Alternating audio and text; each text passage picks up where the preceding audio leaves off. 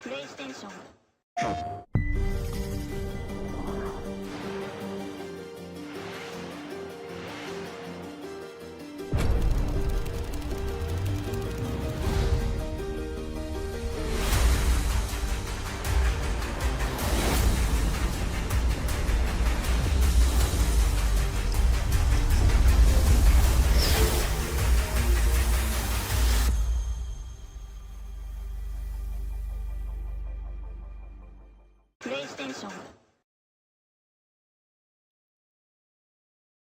Hello and welcome everyone to the PlayStation Reload Cup. I'm Kelly Lynch, joined by Shia Wager, and we're going to be bringing you all of the action for our finals of the competition here. We've already had 2 rounds of qualifiers, but now, Shia, it's the top 20 teams that are fighting for that lion's share of the $100,000 prize pool.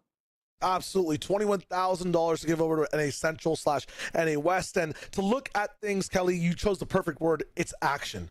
With Reload, so many people falling from the skies over and over again. The reboot process is just making sure that you're always in the action. You're always fighting. Fighting is also the name of the game. I'm very excited to see how this entire cup goes down. And I want to let everyone that's watching right now know that if you want to be a part of the action, well, there is so many more PlayStation tournaments coming up. Make sure that you're following PlayStation and make sure that you guys have the Reload app going on. I'm sorry, the Repeat app going on right now. They have daily $100 events plus a special 3-week launch cup tournament coming up with a $2,500 prize pool. Once again, that is the Repeat app. Get that downloaded right now if you want to be a part of more Fortnite action. But speaking of the action, we got to be breaking down what we're going to be watching here today. So let's quickly look at the format to let you all know what you can expect to see. First and foremost, it is going to be 6 games. We already had the 2 qualifiers. That's where we found the 20 teams that are competing here in the final event. And it is going to be Reload and Slurp Rush with those 6 games, Shio. Yeah, Slurp Rush, very fun map to play, but specifically duos as a format as well makes it that much more intense when one teammate goes down. You want to make sure you're staying locked in. Basically, every fight is just being on clutch mode 24/7. This PlayStation Cup today should be so much fun to watch. That's the format, though. 6 games in total. The question, though, is how do we kind of earn points inside this system, or what are the prizes we're so far playing for right now? Let's take a little bit of a tap in for the prizes. First off, as I mentioned before, $21,000 for NA Central. First place coming up with 4K, then it's 2.5. If you're in the business of the top 10, you get a nice 800, and then past that, $600 in total. And as Kelly mentioned as well, this is part of an entire $100,000 prize pool spanning across all the regions. It's a lot of money here, Kelly. It's a lot of money, and I love it too that you can see all the way down to 20th place. Even if you get last place in this tournament, you're still walking away with some money. But obviously, to get money, you're going to have to get some points. So let's take a quick look at how these players are going to be earning their points. Now, the first thing that I noticed, Shio, was 1 point per elimination. Well, that seems quite small, right? This seems a little bit like placement heavy. But then you look at actually what a victory royale costs. 10 points for victory royale. That means that is 10 eliminations to equal a victory royale, which is actually quite a lot if you compare it to other like FNCS competitive series. So I'm wondering if this is going to be a very elimination heavy tournament.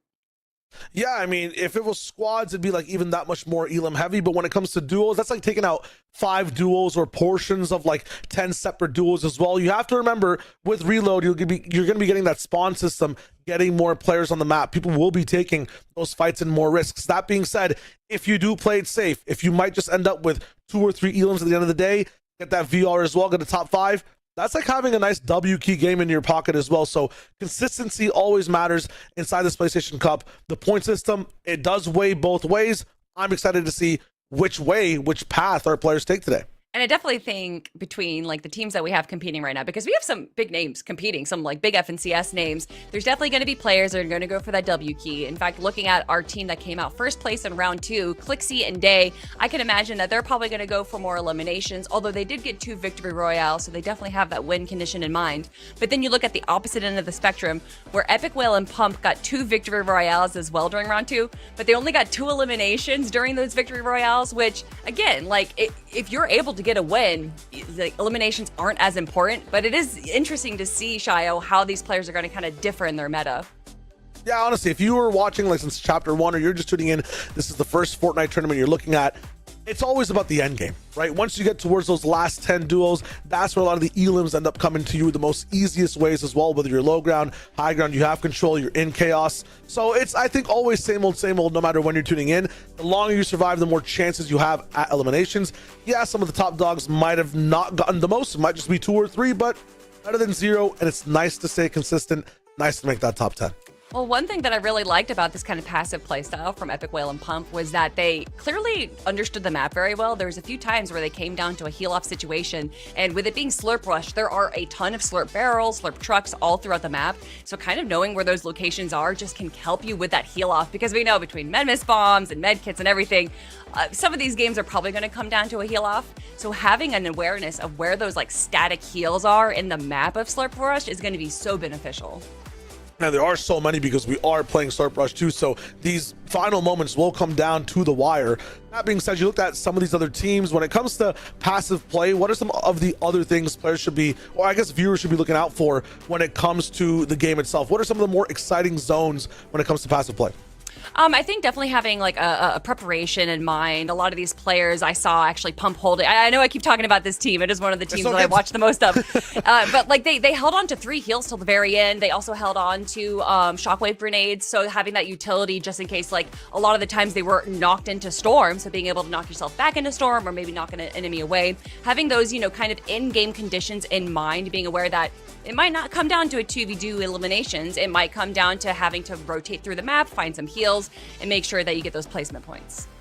Absolutely. When it comes to PlayStation Cups as well, or, you know, just looking at where we are right now, they're really easy to join with PlayStation exclusive prize pools as well. There's tournaments all year long, so you want to keep an eye out for even more PlayStation Cups or even more opportunities to play. Kelly mentioned Repeat as well. You can download that app and check in and see where these tournaments are also happening every day. But again, when it comes to PlayStation themselves, there's always cool tournaments, cool events happening all across the Fortnite verse and more even on PlayStation. So make sure you tap in. Now, for this tournament as well, we went over the points a little bit. I want to talk a bit more about the prize pool as well. $4,000. If you're playing in this tournament, Kelly, me and you, we get first place. We split it off, 2K each. What are you running the 2K for? Where are you running with your 2,000? Oh my gosh, I'm running to the nearest restaurant. I like to spend all of my money on food. That's pretty much all I buy. Everything that you see behind me right now, I know you're like, Kelly, you have so many luxuries behind you. Clearly you spend a lot of money. No, they're all gifts. All these things are like 2 decades old. I'm a very old person. I like to collect things. So that's what I spend my money on food. And you know, maybe a few V-Bucks. Maybe, I mean, I get all the skins. But, you know, if I didn't get all the skins, then I would probably spend it on a few V-Bucks. That's what V-Bucks are life for me. You know what I'm saying? So get your V-Bucks in, get the collabs in as well. There's some PlayStation exclusive skins you can also get. If you don't have a PS5, might be worth to buy one. Yes, worth to buy one. And I was going to say, yeah, you probably have all that stuff in the background because you're not eating food, right? So it's nice to get the food in. So you can balance having the memorabilia and the food at the same time, right? You don't have to sacrifice one for the other. Absolutely, yeah. No, definitely. It's about a balance in life. Much like we're going to be watching these players balance their eliminations and their placement, I need to balance food and objects. Yeah, same here. I need more objects, actually. I'm eating too much food, so I need more. There's an entire wall that's like emptiness of what could be a lot more memorabilia.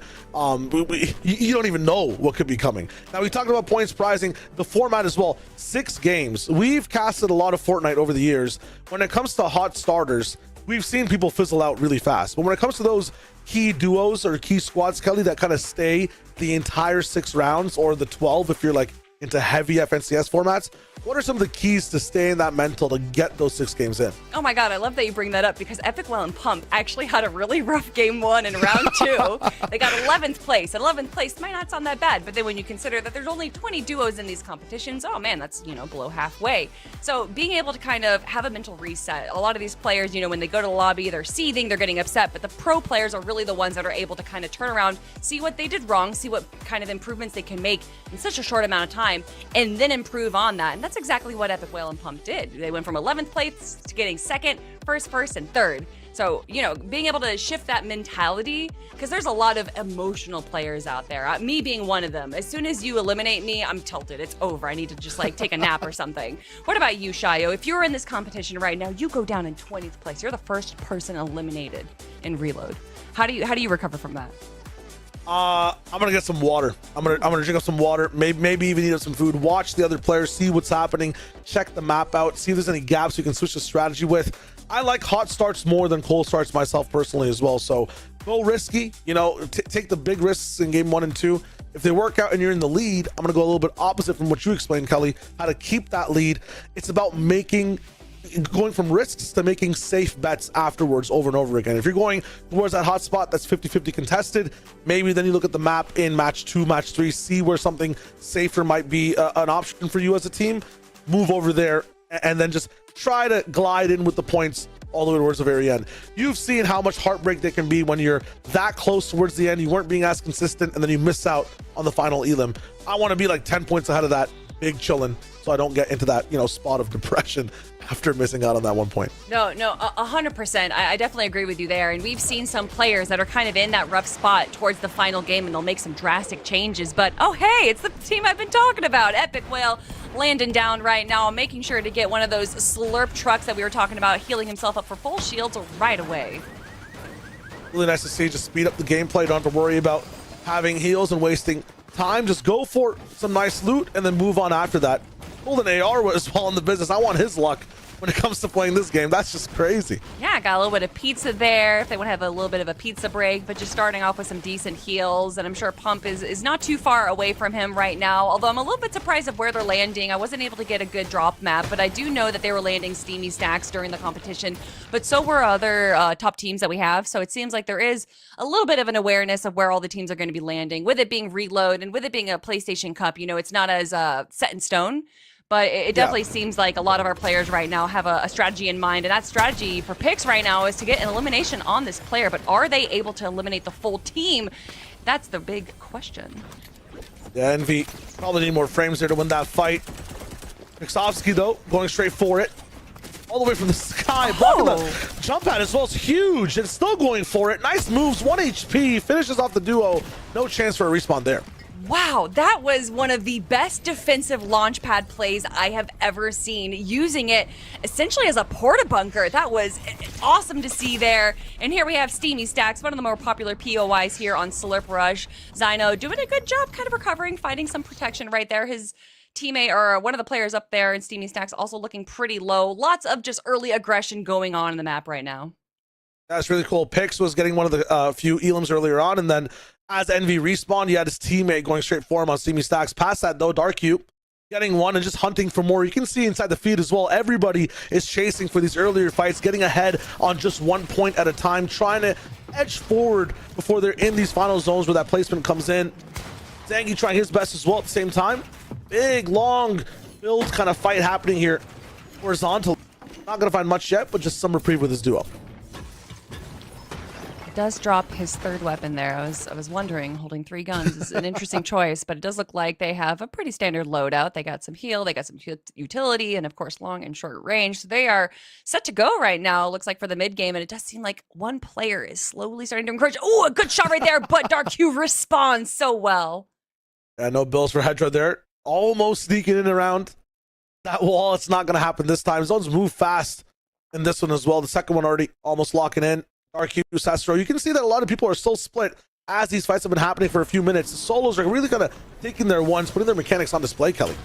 And it's really interesting, you know, in Reload, you do see these solo players, because if they are knocked out because they aren't too close to their teammate being able to save them, well, it's not too much of an issue. In fact, having your teammate be far away when you're eliminated is probably a bit of a benefit, because you don't have to worry about them going down yourself. But there is a little bit of a strategy. If one of your players goes down and you're able to actually eliminate the other player, you do shave off 2 seconds for that reload. If you're able to eliminate both players, that's 4 seconds. So there is some value in being able to, like, be near your teammate and kind of eliminate your opponents. But I can also understand wanting to play safe.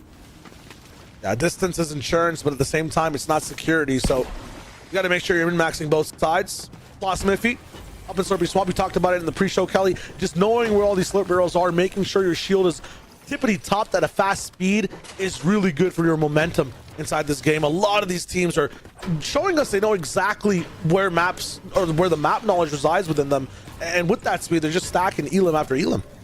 especially with it being Slurpy Swamp, the central of the map right now, is going to give a lot of players just kind of a little bit of security, a little bit of passiveness, just kind of hanging out in the center. You can see right here, Alex is just farming mats, and we're going to be seeing players doing that for the next 10 minutes. This game, although it is a bit faster paced than the normal Battle Royale mode, it still kind of plays the same way, you know, a little bit of early aggression, mid-game farming, and then the end chaos of the end game. Yeah, you don't get tension without stretching that elastic band, right? So you want to make sure that, yes, even though there are so many fast fights, there will be a little bit of lull moments as people reposition, get into their next thing going down. We saw Hedra go down, finally back in. Weapons, a few of them get to stay in the inventory, but at the same time, have to get all that utility back, have to get your builds back, want to make sure you're still locked in as you're playing. So nice util there for Hedra to get right back into the game. Could be worse, yeah. It's not that. I mean, I don't know if Pump's actually been eliminated this entire time, and he has 2 gray guns. I'm guessing he was probably eliminated with that loadout right there. But they are so far away from anyone else on the map right now. I can't imagine Pump and Epic Whale being pressured too much to kind of need to find better guns. They're probably just going to be playing the way that they've been playing through the rounds. Passively, not really going for the eliminations until the final moment. They were able to get some good high ground games during the qualifiers as well, so I can imagine that we're going to be seeing them go for that. But I do know that they do like the shockwave grenade. So right now, just farming up materials that Pump lost by being eliminated, and probably trying to find a little bit of a better loadout as the game goes on. But Shio, look at that mini map. There is just no one near them. Not at all. What's the short nickname form of Matthew? Matt. Exactly. That's what they need. Mats right now, if you're talking about high ground, Kelly. That's what these guys are going for. They're just looking for the farm. They're looking to make sure, even Epic Will here, 145, the max being 150. I know I haven't casted in a while, but I'm pretty sure that's still the cap, right? We're big chilling on the mats that these guys have right now, just making sure all the brick is being taken from here as well. Epic's almost 555, and yeah, they'll be playing passive like you've reviewed for, right? It was game 1 and 2 where things were not looking too dicey for them in the qualifiers. They realized that just taking things a little bit more slow, methodical, what they were used to doing in their 10-year history of being Fortnite professional players, just wins them tournaments. So they'll keep doing it. And again, as Epic moves, this is key right now, right? This is Fortnite fundamentals in build modes, at least. If you're moving to wood, build in wood, refresh your wood. Yep. You get very good defensive planks to be able to work with, walls to be able to work with, and at the same time, you get to refresh your mats, stay on that 555 in case a build fight starts, or in case you want to build for height later in the game. Yeah, you know, with the development of agriculture in ancient civilization, crop rotations was a really important evolution for agriculture. And so I feel like we're seeing a little bit of a crop rotation from these players right here, you know, using mats, but also restoring mats. It has actually no connection whatsoever, but I'm so jealous of your ability to come up with metaphors that I'm trying to come up with my own right now. Dark Hue. I like it, though. Oh, thank you. Thank you. And it's true. That is a crop rotation was very important for agriculture. But Dark Hue and Cesaro right now, very important for our competition because they have 3 eliminations, and that actually might be the most of any duo right now.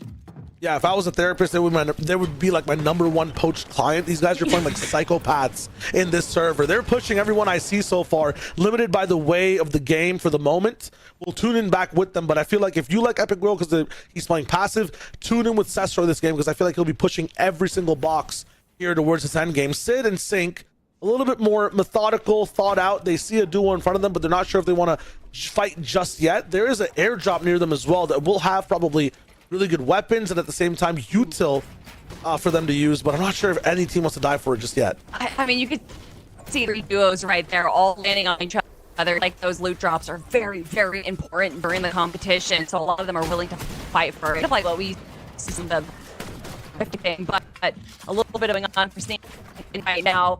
The loot did drop, and so it looks like a lot of these players are fighting for cash. And Sid and Sync get all of the loot. It actually looked like one of the players from up top is the one that broke it, but unfortunately not able to retrieve any of the items. The loot will always fall to the ground like rain. It just makes sure that anyone inside the topsoil of these builds stays neutrified. Sid upgraded on that shotgun. You can see the teams at the core of the map right now have such strong loadouts from winning fights, getting airdrops. Some people still in zone right now rotating with that gray loot with hunting rifles that have no ammo. I mean, it's just tough. Meanwhile, Ilulu, Clixie, big chilling. Roto already starting to make sure they get some more wood. Zynox having to use a lot of metal here.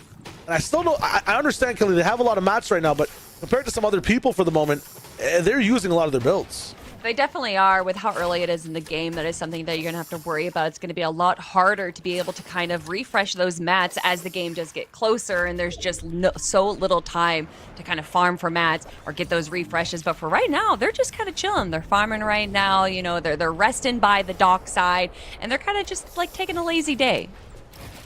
Have there been like fishing laws passed inside Fortnite as well? Like, do you think that they're in that box reducing the invasive species population, or are they like overfishing what's happening inside the river?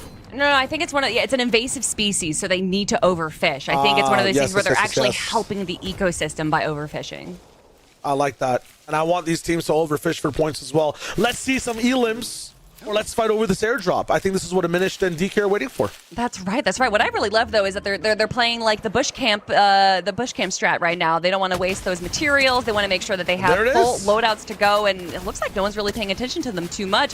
Too much focus though onto Pan Man right here, getting down really low around to half health. Diminished is going to be able to get that loot drop right there. Going to be able to share it as well with his teammate K, and grabbing some big pots. That's going to be helpful towards the end. And one of the best items you can get, I believe. I think there was a grappler in there that was just hidden behind the med kit. So going to be rotating really well. It's kind of strange though when one person has one and the other person doesn't, but I believe they have 6 jump pads as well. So you're going to be able to keep up no matter what here. Silver Swamp now closing in. I think Epic Whale still has the most empty side of the map to himself, which is crazy. Everyone else actually trapped inside that factory. I mean, 9 to 5s, am I right? I mean, you know, sometimes you just gotta clock in at the Slurpy Swamp. You know, you gotta clock out. It's all a job to these players right here. But hopefully that job sometimes calls for some overtime right now. I don't know, blasphemy. Did I say that? Blasphemy? I'm gonna say that. Blasphemy. Oh my gosh, that's blasphemy. Duh. See, Shio, this is why we need you right now. But Amp and Blasphemy kind of just chilling right now. They do have a bit of real estate. It looks like they kind of have a little bit of an early high ground right now. I know high ground isn't as important in reload, but before anyone's able to really kind of push them for it, they're kind of like cementing themselves up here. No one's really trying to take it away from them. Yeah, I mean, to explain it in like real world circumstances, you guys understand that if you're like a king in a monarchy, you have like all the money, you make the decisions, like you might have some constitutional rights. Over here, if you're on high ground, it's very equivalent, but instead of money, you have power on control of the map. You get to decide rotations, you get to dictate who goes where. And if this actually locks in a Slurpee in 1 second, which it will, that high ground gets even stronger. Another like generation of kin get to basically stay alive. Like for Amp and Blasphemy right now, they just developed like 7 more grandchildren pretty much in this lineage of high ground.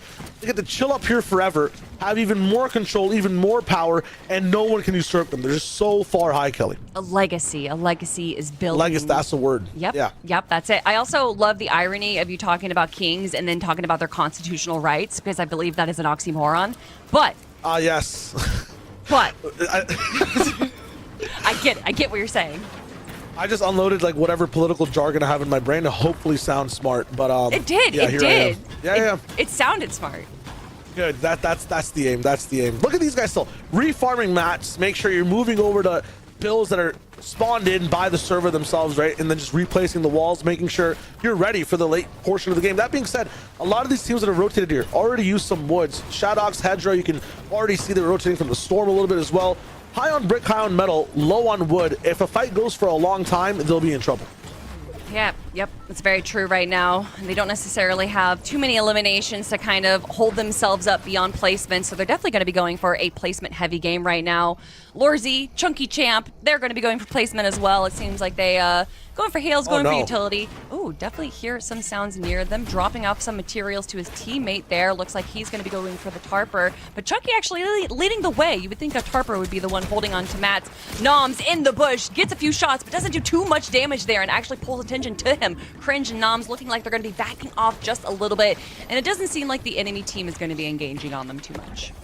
For Crimson Nod, just see a mythic item in their inventory, and they have a legendary, I believe, sniper as well. So they want to keep distance against their opponents here. I'm going to try to go for a shot. Nothing landing too much just yet. Nice shots.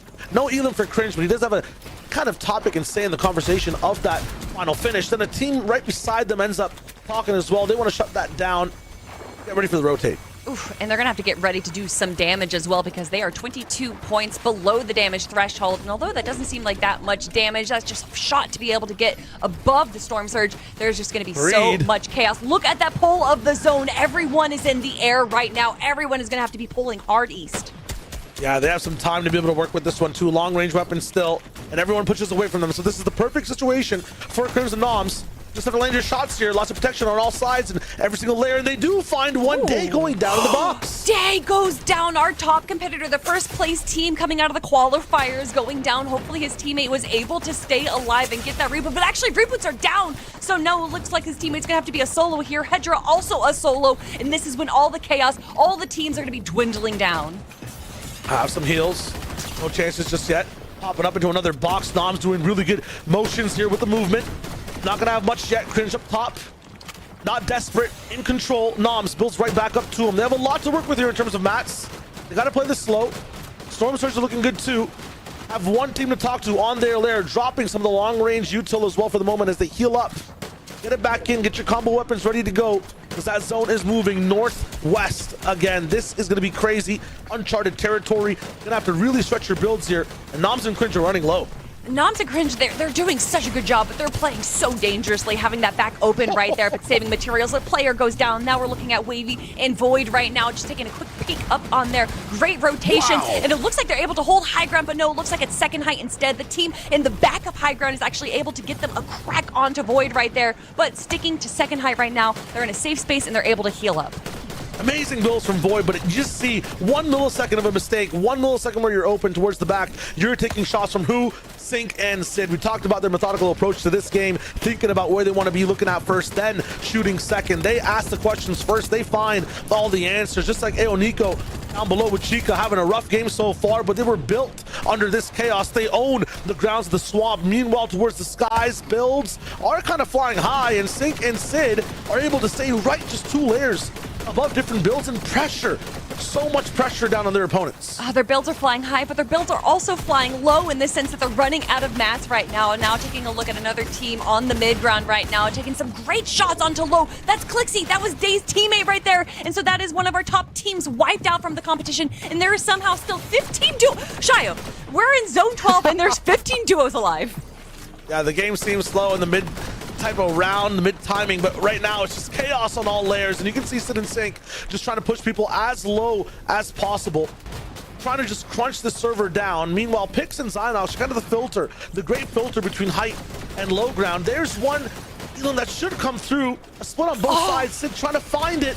Kills coming in nice, and that's a refresh this team really needs. Yeah, as far as what we've seen from them, kind of just shooting, spraying players below, I love that they actually went for that elimination. They saw how low they got that player, and they could not just let that slip through their fingers. Epic Whale and Pump doing what they know best, sticking to the mid ground, going for those easy eliminations, and kind of just playing passively. I mean, look right now, they have great mats. That was a great refresh right there. They are stuck in Storm because everyone is literally in Storm, but Epic Whale does have 2 med kits. The pizza party is thrown down. Pump right now just trying to spray the low ground. He gets actually eliminated himself. Is Epic Whale going to be able to stay alive long enough to bring up those placement points? Because there's still 12 duos alive, Shayo. No placement points have been awarded yet to anyone.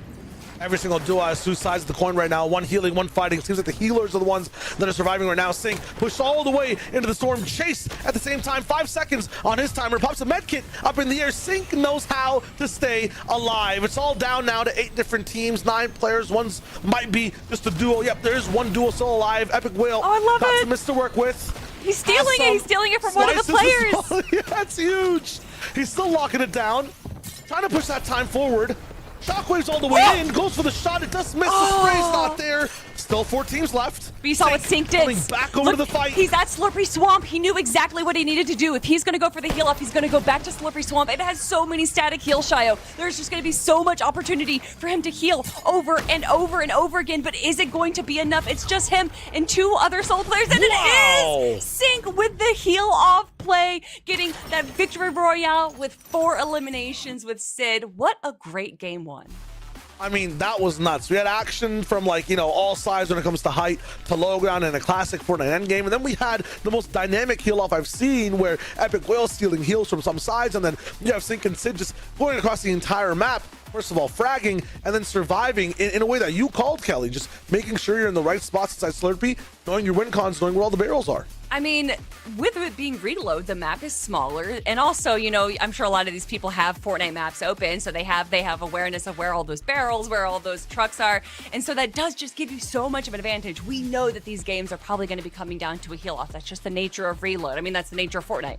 But having that awareness, I mean, you were talking about just like these abilities of these players, but for me, it's the mental awareness of what you need to know what your win condition is. And so it's not players that are necessarily the best aimers, the best shooters. For me, it's the players that have the whole picture. Like they understand what it takes for them to win, because it doesn't necessarily always come down to a 2v2. They know what their win condition is, and they played that so well. Yeah, I like the fact that half the duos just went to fight, tried to find the healer part of every single duo and take them down. I think Pump was successful in like interrupting two people. Sid as well. I think it was Sync was the one that was healing. Maybe it was Sid, either or. One of them was going in, trying to go for the push fight. The other one was just healing overall. I mean, every single duo knows exactly what they need to do. And it all started in the early game as well. We saw some of the power from Darku, from some of these other duos as well. These points mattered too, right? You saw when the top 10 started was the final zone, Kelly. So every elim really matters. Yeah, it was something around 13 duos were still up at zone 12. So being able to make sure that you have that, and that's why we saw so many players making sure that their mats were topped off as they rotated, making sure that they're just refreshing whatever they can, because they know that these end games are going to go on super long. It's going to be absolutely chaotic on the low and mid ground, so a lot of builds are going to be used. So just making sure that you have everything set for this PlayStation Cup is definitely going to help you at the very end there. I would love to see a little more aggression from some teams. I know that there's definitely a few duos in the competition right now that have that FNCS experience. They might be able to go on the aggression. I know that is not the meta for these tournaments, but we have 5 more games, Shio. Some things can be shaken up a little bit. Yeah, we need some fire up in these mid games, 100%. We saw some strats where, you're sitting in bushes waiting for fights to happen and then you explode. You saw some people kind of, staring through walls thinking, should we go for this box fight or not? I think as these games go on, as you get to see the point differentials kind of stretch and tighten at the same time, there will be duos that need to, quote me on it, go crazy in it. You know what I'm saying? They're going to have to go crazy in it at some point. Maybe one more game of passive. How does the tournament look like? After that, the keys will start, Kelly. You will get your action. I mean, 100%, and especially with like the pricing that's up, $4,000 for first place, and then that drop to second place is $2,500. That's almost double the amount between first and second place. So a lot of these teams, it's not about like, oh, I just want to get top 10. No, a lot of these teams are gunning for that first place spot. That is where the lion's share of this $100,000 prize pool that's going on right now between all 7 regions. All 7 regions are now competing in this PlayStation Reload Cup. So please, everyone, go check it out. PlayStation puts on so many incredible tournaments, and this being one of them. I mean, it's just game 1, Shio, and we've already had so much excitement. Yeah, we'll take a little bit until we see some of the scores from that game, but I think the key things you want to remember are Epic Whale and the heal off that we saw inside with him in the top 5. We saw picks, I think, go down within the top 3 as well, and we also saw picks dominating the early game too. So although not winning, getting like a 3rd place in some of those earlier elims could substitute for like an overall first place finish, right, inside the added placement and point totals for your elims in the game. But then also, of course, Sid and Sync and the way they play, they'd have to be top 3 or top 5 in that first game as well, Kelly. Having high ground, holding on to it for so long, and then just finishing the match as well while being chased down, that's amazing. I mean, I love also being able to have the high ground right there, and it kind of gives you vision of where everyone else is on the low ground. And when it came down to this final, 3-4 individuals, Sid was able to kind of be aware, like, oh, it looks like they're not actually going to the center of the map. I'm going to be able to rotate there myself. I'm not going to have to worry about anyone chasing me down to go for an elimination. I'm going to be able to get those heals for free. And you could see in that end game there, he was kind of just hopping around the center of the map, doing whatever he wanted because no one else was there. I'm sure that is going to change over the next few games. If it does come down to a heal off and we're close to the center of the map, everyone's going to be rushing over to Slurpee Swamp because they know that there's just so many static heals there. But Yeah, I'm excited. I know that like drop spots aren't as solidified as what we've seen in previous tournaments, so it'll be exciting to see if anyone kind of changes up their drop spot. We saw Epic Whales duo kind of by themselves for half of the game, so maybe people are gonna like change up, maybe drop over where they are, but so much can change. No, it really can. At the same time, adaptation was amazing inside the early game from what I saw from people as well. Reload's so interesting, and you called it out too, Kelly. Sometimes just based on where you're spawning in, it'll be solos versus solos the entire time. And you had people that kind of linking up together as well, playing inside the zone for a little bit and then getting back into, you know, the brass tacks of fighting other people inside the server. Everyone's just trying to do their best to survive, trying to get as many points as they can. Sometimes you can be pumped next to Epic, knowing you're going to get a top 5, but also having a great weapon the entire time because like an early fight went wrong, right? So anything can happen, and the best players will make sure what they want happens inside the game. Speaking of games, if the top right countdown is correct, we're going to be hopping into game number 2 quite soon, everyone. I did just see the graphic change, so never mind. I'm just joking, making sure that you guys are paying attention. And if you've been paying attention to us since the start of the show, then you know that PlayStation's going to be running so many more tournaments, so make sure you guys are going to be following them because they're so easy to join. And also, if you want to follow Repeat app, make sure you guys download that app right now because there's going to be more reload tournaments going on with real cash prizes. They're talking daily $100 events plus a special 3-week launch cup with a $2,500 prize pool. But if we're going to be talking about prizes, we got to talk about Sync and Sid because they're really the prize of my experience right now, Shio. Yeah, my prize of the experience is Dulzer. I'm gonna go recency bias. That was a fun elim, and you also held it down while your teammate flies back in. It's pressure, Kelly, when you're last alive in the 1v1 and like your teammate has not been rebooted yet or reloaded. What's the official? I'm gonna say reloaded. It's tough. You gotta watch out for how things go down. I mean, you know what they say about pressure, right? It's pressure. It's not fun. It makes diamonds. No, okay. No, okay. There's a lot of things to say. There's a lot of things to say about pressure, honestly. If you're into science, pressure does some crazy stuff. But not too much pressure right now for Alex and Rez. They're kind of just hanging out in Slurpee Swamp. Although there are a few duos here, everyone's kind of split off into their own region. So it looks like there's not going to be too much early fighting. But Void, being a little sneaky right now, goes for the shot. Does do a little bit of damage, but is not able to finish off. Dolzer actually punishing him now. Void down to just a little sliver for his shield. Is he going to be able to turn this into an elimination? Dolzer is definitely going to make sure that it's difficult for him. I feel like Dolzer is moving at twice the speed of Void. Enemy there in the back as well. One shot immediately, double build up. You're going to be able to scale past it though. Void going for the all-in now. Gets one down. Going to go for the finish just for the points and gets it. That's huge from Void. Wow. Being able to kind of 1v2 that was incredibly impressive. I know that Wavy's there, but it kind of looked like Void was facing both opponents by himself in that situation. Wavy quite low right now, and it looks like Void is going to be able to help him just a little bit, but can they get the 2v1 against Evan? And then it looks like no, Evan is going to be able to disengage and save himself, but now a third party comes in and takes Void out. And now Wavy said Live had to choose between, okay, there might be some easy eliminations inside that entire castle of a house, or do I just wait out for Void to come back to kind of tip of the spear of the duo? They're going to do a little bit more of that damage. It's going to be a retreat option here. Reset everything, go again. I like it. And honestly, from where the minimap was, it didn't look like there was too many enemies on where they rotated, so they're probably going to be able to have a little bit of an easy reset to their game. Salt and Monty now just kind of chilling by the dockside. It looks like this is going to be an Eastern Zone pull, so they do have a little bit of movement that they need to go. Wavy going down right after bringing Void up. Void so low, and he does go down. That is the first duo down in game number 2. That's tough. Nomsy's the one that's going to be able to just finish him up. And I mean, I'll do a Kelly action review. Is this more action? Are you liking how this game is going compared to the first one in action? Because we have a team eliminated in zone 2, I'm gonna say yes. I don't know if a team was eliminated until like zone 4 or 5 in game 1.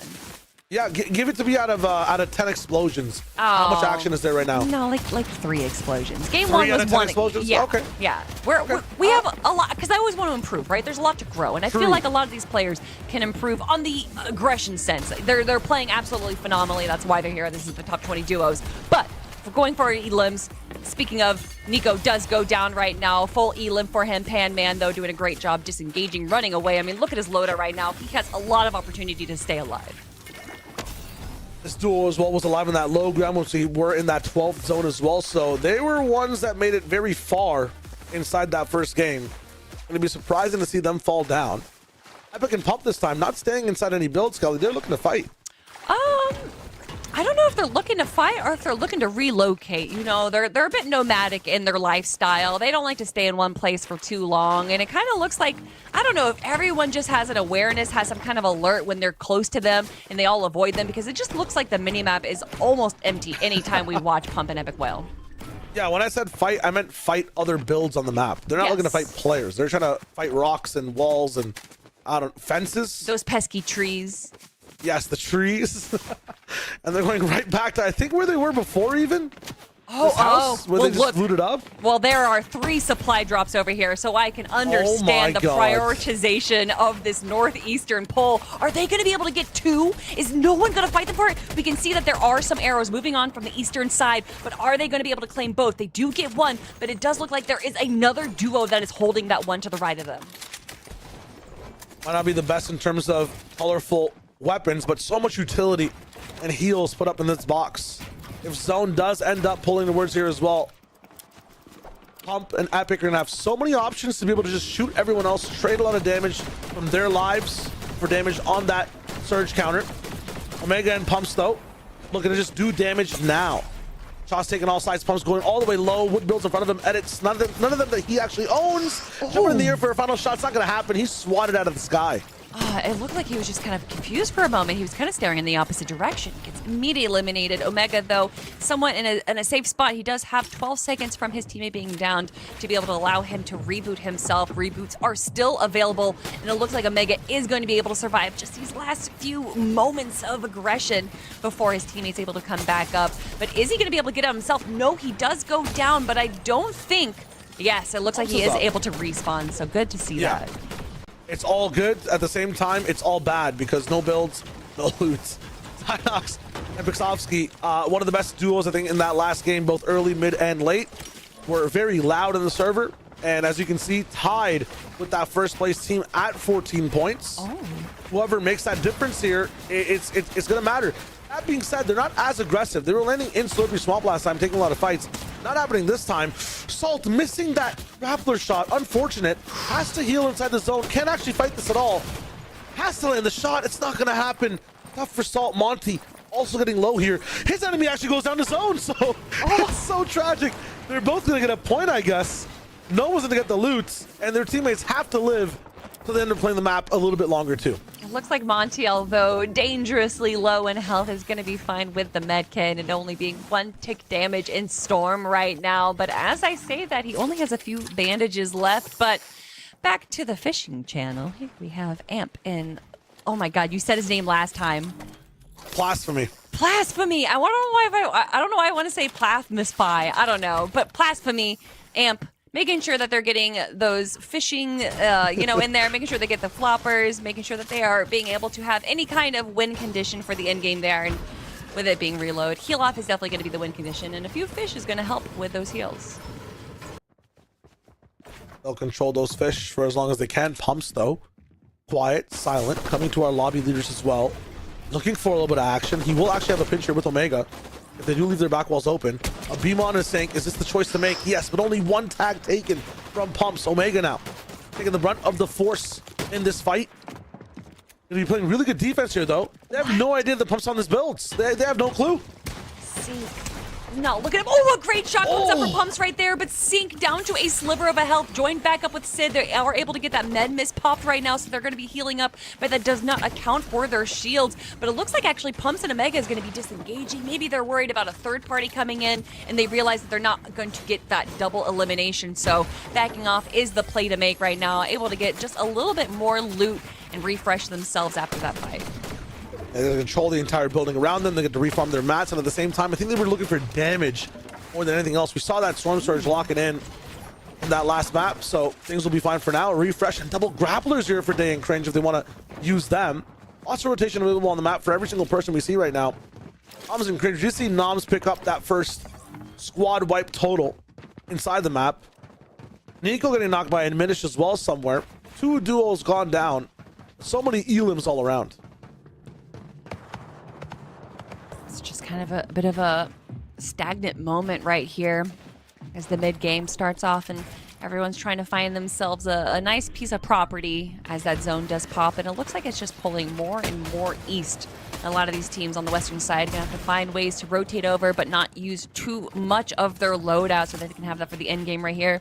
Shadow and Hedra just kind of chilling. It looks like they have a little bit of a fight, but it's actually 2 solos. So if there is an opportunity to get some eliminations, this is when I would be taking. Oh, I'm sorry, a duo and a solo. But Scare and Curve is not a duo I would like to face right now. An incredibly a decorated duo right there. Now switching off to our lobby leaders of Zyno and Pix, and like you said, Shio, they're going a little bit more passively. They are still going for some shots, going for some damage to not have to deal with that storm surge, but as far as eliminations go, it looks like this will be a more placement-heavy game for them. Yeah, they want to make sure that they took the risk in game 1 and now want to play for that consistency inside game 2. At the same time, I've seen Nico go down in the feed like 5 or 6 times. This guy is giving so many points up to the server.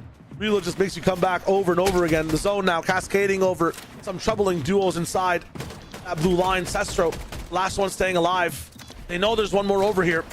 He ends up bouncing in on that reload cycle, which is huge, but the focus fire still there from Sestro. Has to play this perfect. Rotate with the zone, get in, change layers, and he is safe.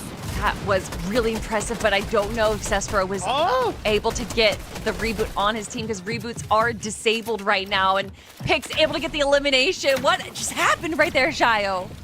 Dark kind of came down to maybe just link up with Sestro or maybe try to go for a finish, but at the same time, he gets absolutely blasted away. Nico goes down again to a Minished. What's going on? That's the 4th time I've seen Nico go down. I think it's the 2nd time a Minished has taken down Nico inside this map. So what they might be doing is keeping one person towards the back. There it is, finally. Chica goes down as well. So that Nico-Chica duo finally taken apart. Chunky and Loris, they're playing this one as well. Some teams in that 4-point threshold looking to set themselves apart in this game too. Down to 14 duos now, Kelly. Seems like beachside properties might be the safest over here. What are your real estate thoughts? You know, I'm always worried about, what do they call it when the washing away the land? Erosion? God. The erosion. I'm always worried about erosion. And, you know, Yes. my mentality is always eroding as well. So physically in a rough spot right now. But Day and Clixie, they're not in a rough spot. They already got 2 eliminations. Although they are a little bit low on mats, they're still able to kind of safely refresh those. No one's even looking at them right now as they kind of just break apart all the builds around them. And they're out in the open. But Pump and Epic Whale definitely not out in the open. They love to stay in their little cave right there. They're taking a few shots onto Curve, but not really connecting with anything. With 28 players still alive, I don't know if Storm Surge is going to be as much of an issue as what we saw in game number 1. Yeah, it might be a little bit thinner this time. The zone also making some environmental janitorial decrees, getting people outside of dirty docks into cleaner pastures. And people will be moving away from some beaches as well. They should be looking good with Clixie for now. Plasma Fee. Ooh, trying some stuff, but there's one more person as a solo maybe behind him. I don't know if that was intentional of the observer, but transitioning from outside of zone to inside of zone and having that storm graphic like disappear slowly was really cool. So shout outs to the observer right there. And also shout outs to Epic Whale and Pump. You know, two incredible players, both played in North American West and North American Central. And they just have been around for such a long time. And, you know, that 6X next to Epic Whale's name is representative of how many FNCS wins, how many FNCS titles he has. And then that phase at the front representing that he is the last remaining player phase for Fortnite representing. That's kind of crazy. Hey, when I stopped, he was still at 6X. I want to see that thing change to 7X. What's going on over here? Well, Let's not get complacent. He went back from NAC to NA West, and then NA West actually kind of it leveled up. NA West has actually kind of got some like really decent players. Oh, nice. I mean, Yeah. hey, so maybe I left at 5X actually. Never mind. I missed the 6. So he's wow, a guy from Toronto missing the 6. It's kind of crazy. At the same time, shout out Epic, a very winning, maybe even the most winningest player. We have to do the research. We have to see the facts. Noah W and TK, you're talking about players from back in the day too. These guys have been playing for a while, and they're looking for wins today too. Yep, 100%. Cringe and Noms as well. Names that I all recognize, names that I've definitely seen in so many other tournaments. And Aminish now a solo competitor. 3 eliminations though for his duo is regardless of where he places right now, definitely going to settle himself in our leaderboard and just having a little bit of a pizza party by himself. One of the more depressing things I've seen in a Fortnite tournament. But he's got a decent loadout. He's got some pizza in his pocket. He's got some utility. But Clixie and Day definitely the team that I'm going to be watching for this end game right now. Zone pulling towards Dirty Docks. We're definitely going to be seeing a little bit of indoor chaos as that zone does pull over there. Yeah, long sight lines, pizza parties, all that vacation at the beach is over. Time to go back towards the docks. Everyone going towards old builds as well. You have no idea if some of that is yours or if there's people just falling behind and ruin structures at the same time. Day trying to get in over here. It's not about Surge, it's about sending a message, getting the heal. It's not going to happen real quick. We go over back to Ricky and Zangi on a higher layer, maybe even almost taking height. They get to just see a little bit of the sky for now. Sun shining on their builds. At the same time, there is one team all the way at the top. It is Pump inside the sky, putting pressure down below. All these low ground teams though eating. No one falling just yet. Still 13 duels left alive. Yeah, definitely used to seeing Pump and Pumps and Omega up there. Actually, oh my god, I thought it was the other Pump for a second. Pumps and Omega with this crazy high ground right now. Great rotations coming out of Zangi right there. Pumps tried to take a few shots, but not able to connect with anything. I'm a little worried though. They're using metal mats right now, and I don't know if that's actually no. That I feel like they're playing a little risky There's right no now. Way. Yeah, what? I don't know. It's crazy. I would maybe even just try to launch pad over to one of the builds and go over for it again. No, they're going to split mats and stay up here. This is a big call. Now they'll connect. This costs a lot of mats though, Kelly. It is, and look at that zone pull so far east. They have to just hope that that zone pulls back towards zone 12, but I'm not too certain if that's going to be happening. We can see that their mats are slowly starting to dwindle down right now, and they don't necessarily have the best loadout to get eliminations, especially from this high up. If they just lowered down a few layers, it doesn't look like anyone's even trying to fight for high ground right now, so they don't need to be playing this safe from high ground. But Pump and Epic Whale now with one elimination on the docket. They have 3 med kits. They also got some slursh and some mobility. They are set for a heal off opportunity, but still 13 duos left. There's so much going on. Are they going to be able to chop out high ground? And they chop it out, but they were able to connect. Pumps and Omega staying safe on high ground.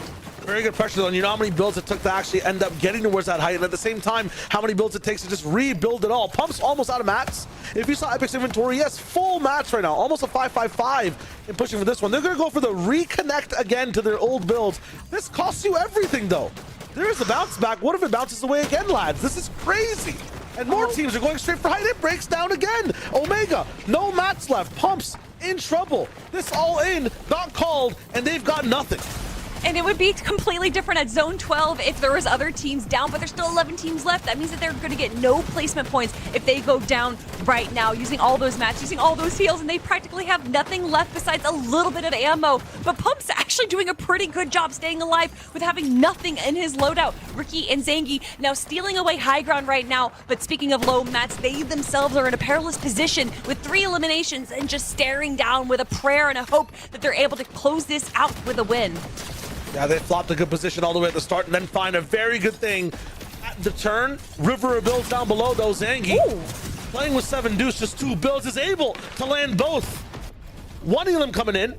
A pair of a situation that looks really good for him. Meanwhile, up top, the heal game starts sync, dropping down. No time to get the link between 2 weapons there. Get that shotgun shot down. We swapped over to a heal game. Sid is here again. 22 points. Zaire ends up joining the podium as well. 17 for Zangi. 18 as he finds Pump going down. Ricky's alive as well, hunting for eliminations. He's looking at every single miss and taking out every player. There's Noms. It's not his teammate. He's looking for a fight here. Another one taken from Zangi. Pickaxes it down. A third is not going to connect, but he does get the actual points for it. It's huge. Ricky going to be playing insurance. And their hedge bet went so high. So many points for the team. Meanwhile, Epic Whale keeps it consistent.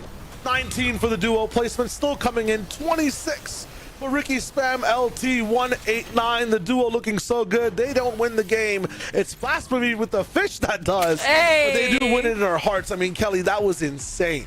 That was absolutely crazy. You can see my hair. I was grabbing my hair out of just like excitement. That was so absolutely wild what we got to watch right there. In the final moments, they walked away with what, 9 eliminations?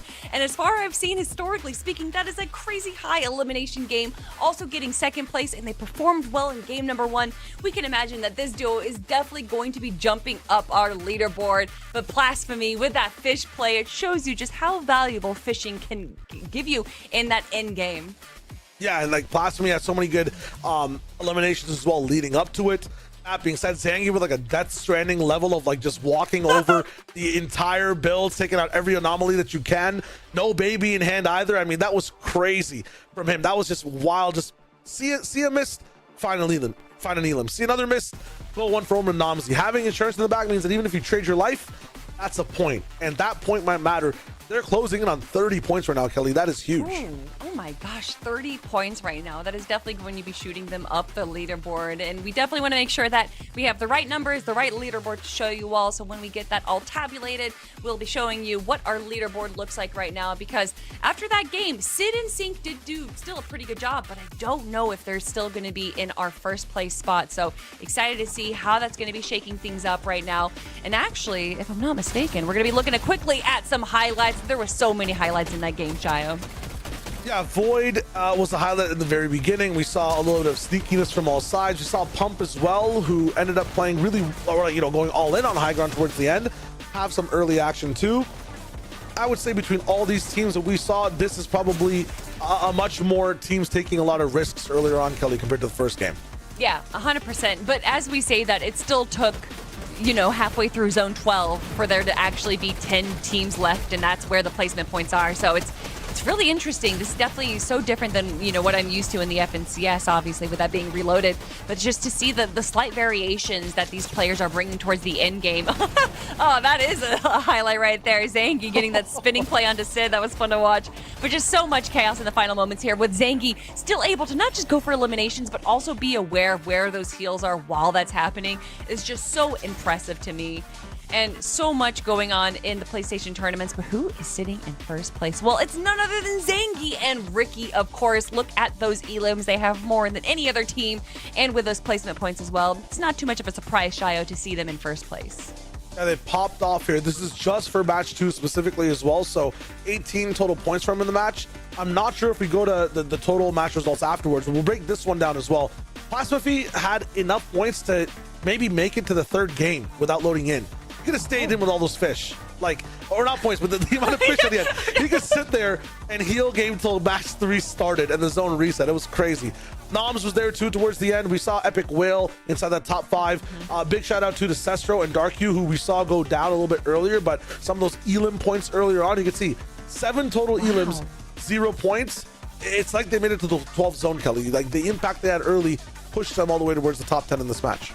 Yeah, it's really interesting to see these teams kind of highlight where they prioritize, whether that's eliminations or survivability. And obviously, with it just being so chaotic in the end game right now, a lot of these teams realize, oh man, we're just not, it's just too RNG to be able to survive. Well, who knows if we're going to be able to find heals or what's going to happen. So we need to get these early eliminations. But now taking a look at our overall, it is Zangy and Ricky right now. It doesn't matter about victory royales when you're able to get 12 eliminations, but actually looking at the leaderboard right now, there are 2 teams with as much or more eliminations than them. So they're going to have to be stepping up their game if they want to make sure that they solidify their spot in first place, because there's just a 2-point difference between Ricky's duo and Sync's duo.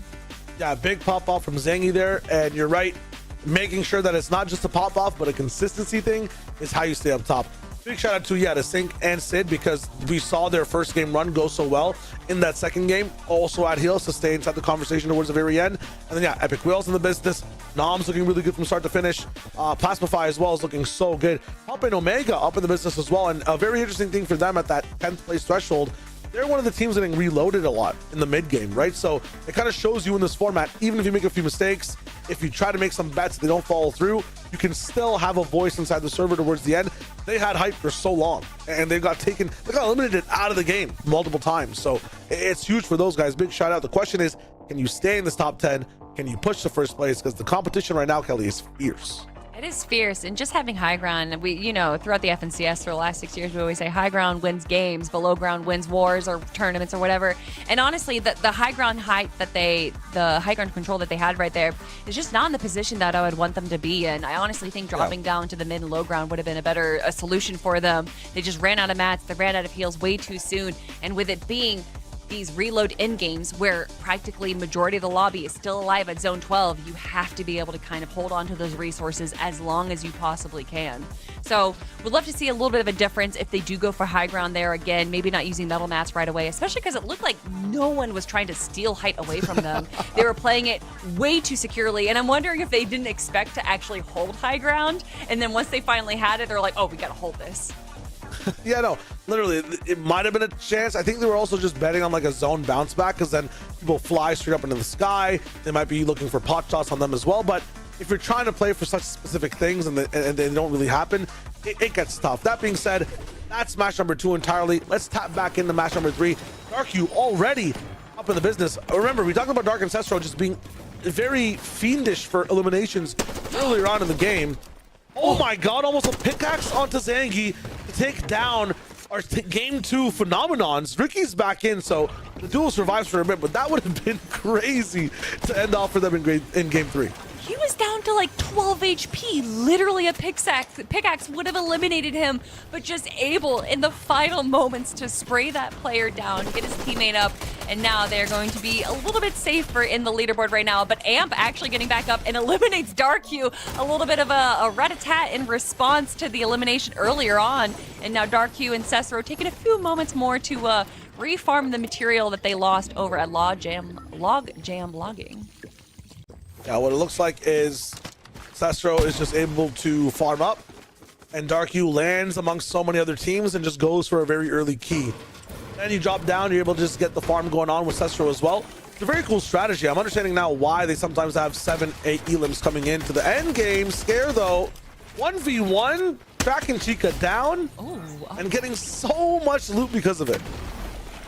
Going back onto Cesaro, though, it's actually interesting when they added the reboot cards that you could purchase. That was something that a lot of trios would do, is that they would have like one player kind of go and farm, and then allow the other 2 players to just try and see if they could 50-50 a team on drop, even if they weren't landing where they're normally landed. So it's kind of interesting to see them, obviously with it being reloaded, that's a meta that would make sense to kind of try out here.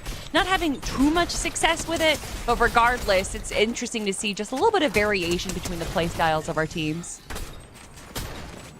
Variations between teams is what we're seeing in match 3, but at the same time, some same old, where Void's kind of switched up the drop zone a little bit, but still getting kind of pressured by every team around him.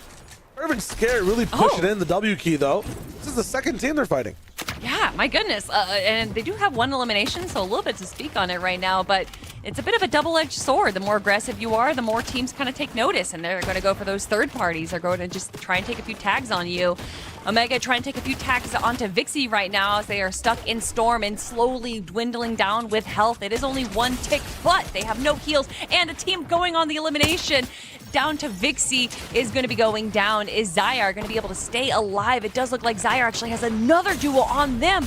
He needs just a few more seconds to stay alive before Vixie is able to get a reboot. And you can see Zyar's doing whatever he can, but it is not enough.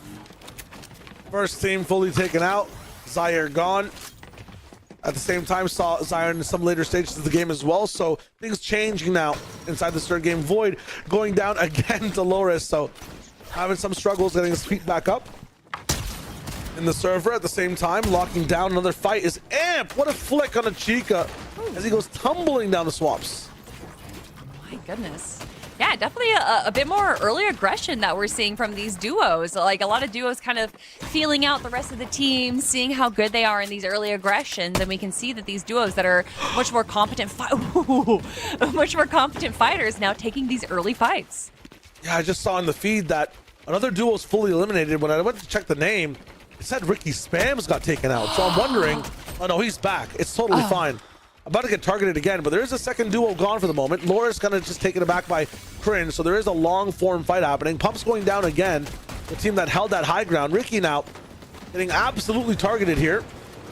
No control over where you come in on the reload. Really good control over how you're rotating away from some of these aggressors. That was huge from Ricky. Great plays so far. So decent plays coming out of Alex and Rez right now. 2 eliminations is gonna be a good position to start yourself on. They do not have mini mats, so I'm guessing they've had a lot of early game aggression going on right now. And Rez still kind of spending a lot and not getting too much out of it. Wavy and Void, though, still sticking in boom and base with 2 other duos right now. And it looks like his teammate Void is far away from him, but Wavy still going for a few shots. A bit risky right now as a solo player. We can see Void's a little bit separated from him, but Chica sticking in the bush. Are they able to see where he is? No. Pump an epic whale, able to stay alive. And look at Chica's loader right now. You want to be as quiet as a mouse when you are around Pump an epic whale, and able to get just a little bit more as he's able to stay alive. And with a shotgun on the grappler now, just has a fighting chance to maybe go back to where Nico is. At the same time beforehand, Nico was the one that was having some trouble staying alive. Looks like it's the opposite. Chica, now that he's just find their way back. Cestro, Darku, 2 eliminations so far, hunting for the 3rd. Oh, this might be the chance, though. Look at them. The great positioning right now. They have a little bit of a pinch going on to the enemy team, but Cestro actually backing out just a little bit. I don't know if he was too worried, but Scare really low right there. They've already cracked him. Another team comes around, and great response coming there from Darku, taking down Curve, and it looks like they're able to eliminate the 3rd duo from Game 3. 2 of the most aggressive teams we've seen so far in the entire tournament fighting each other. And yeah, I thought they Darky will be wiped the one to Scare. stick one out. Oh, it's all good. The Scare's the one still pushing all the way back. This is duo that ended up going down. And now he's swimming with the fishes. One of these, though, is a piranha that likes to bite Cestro.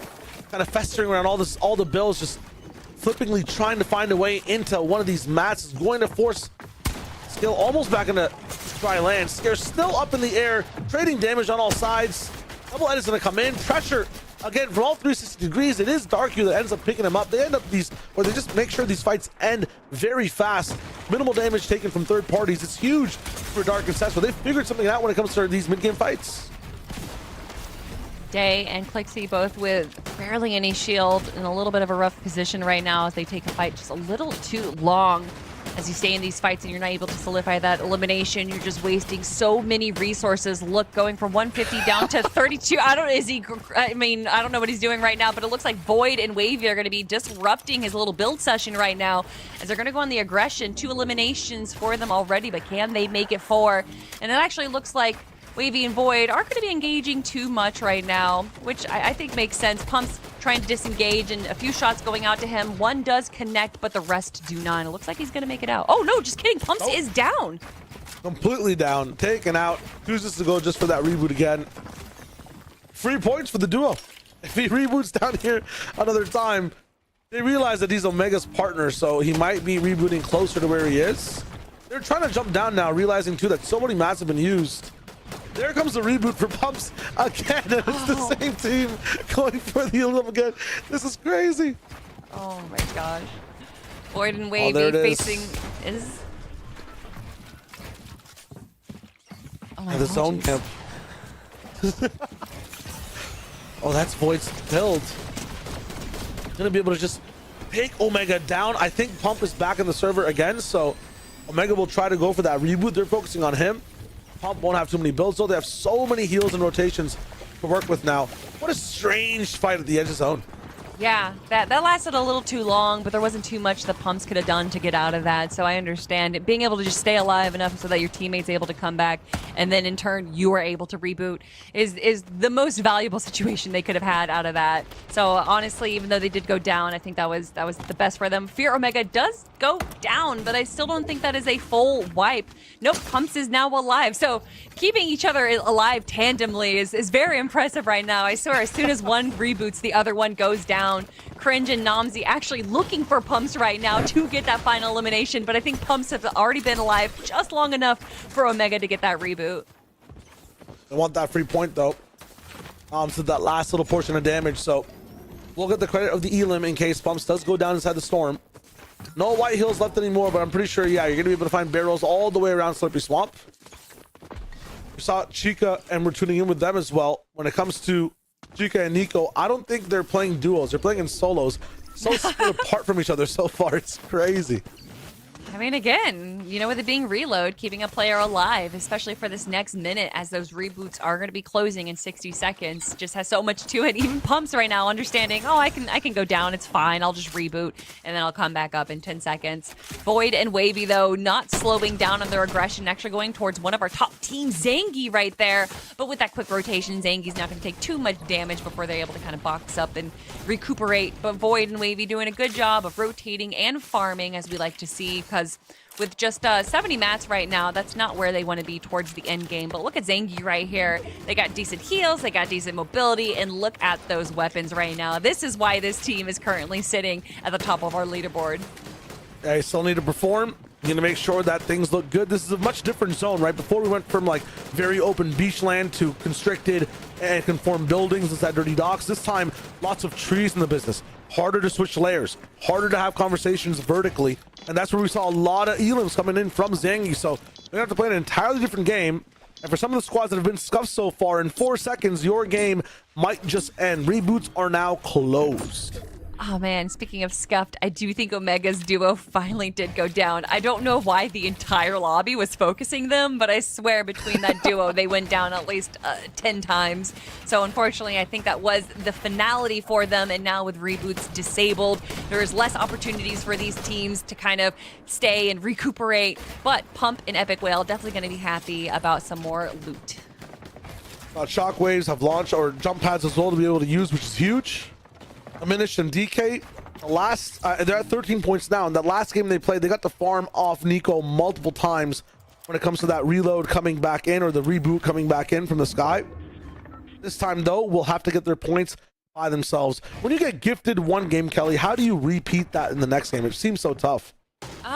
What is it? You don't look a gift horse in the mouth or something? So I'm sure they're avoiding all horses in the area right now. Diminished and DK. Honestly, actually, I like this little bit of height that they have up on these pre-builts, because it gives them a little bit of mobility. They know that probably players are going to be trying to rotate into those builds and just kind of take it for free because a lot of materials are gone.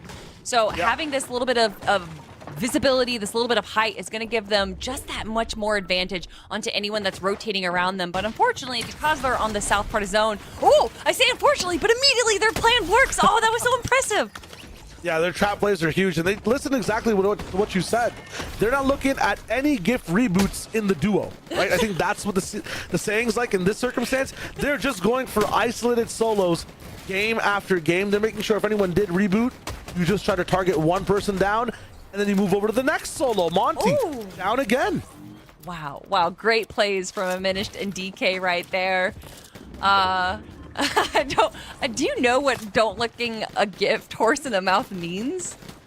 Yeah, it's like, don't, like, if you get what's it called, like if you get something good, don't like check it, you know, like just keep rolling with it. I know where it comes from too. I could like get the entire analogy sorted out for you, but we'll wait until... Of course you could. Oh my god. Because like you would check the horse's teeth usually to see like if it's a good horse. But yeah, in this circumstance, if there's a reboot in front of you, don't ask questions about where the duo is. Just focus on the free reboot.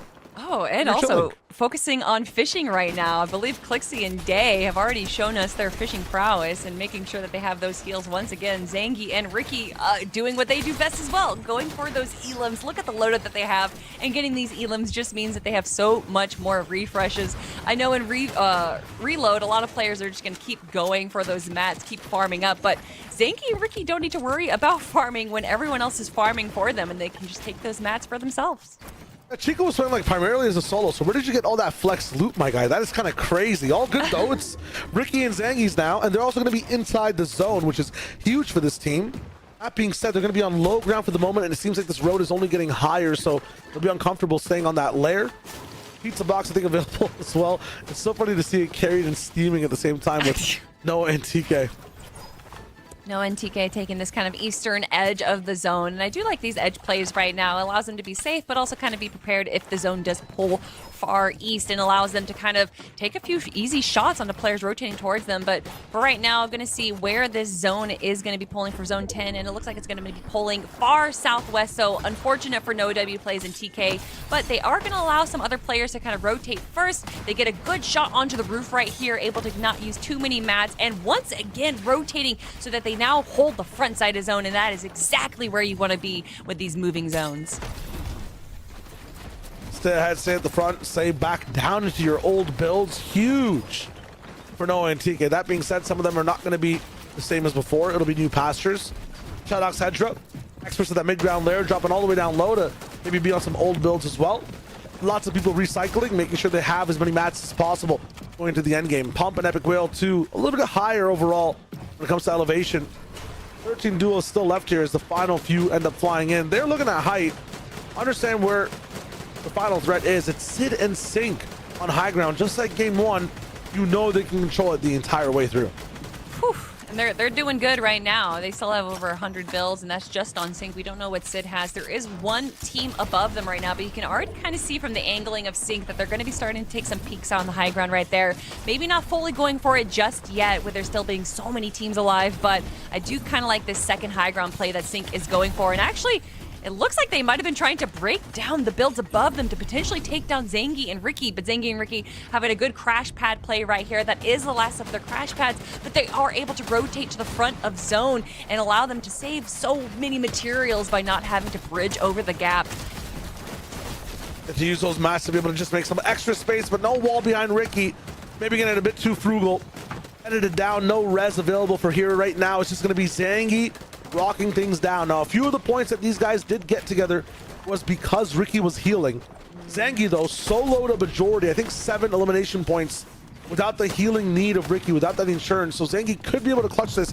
It's all about tempering how many mats you use on that high ground. Void, though, low ground, 5 points. Important game for this duo to come back. Edit on the Cestro, but he builds way too fluidly, passing right by on the ground. I think they're in a decent position right now, though, for it being low ground. There's actually not too many teams around them, and they're able to kind of take these side rotations without using too many mats on the low ground. That's exactly what you want, because being down there means that you're just going to have so many more opportunities to refresh. So you want to save those mats until you can get that elim.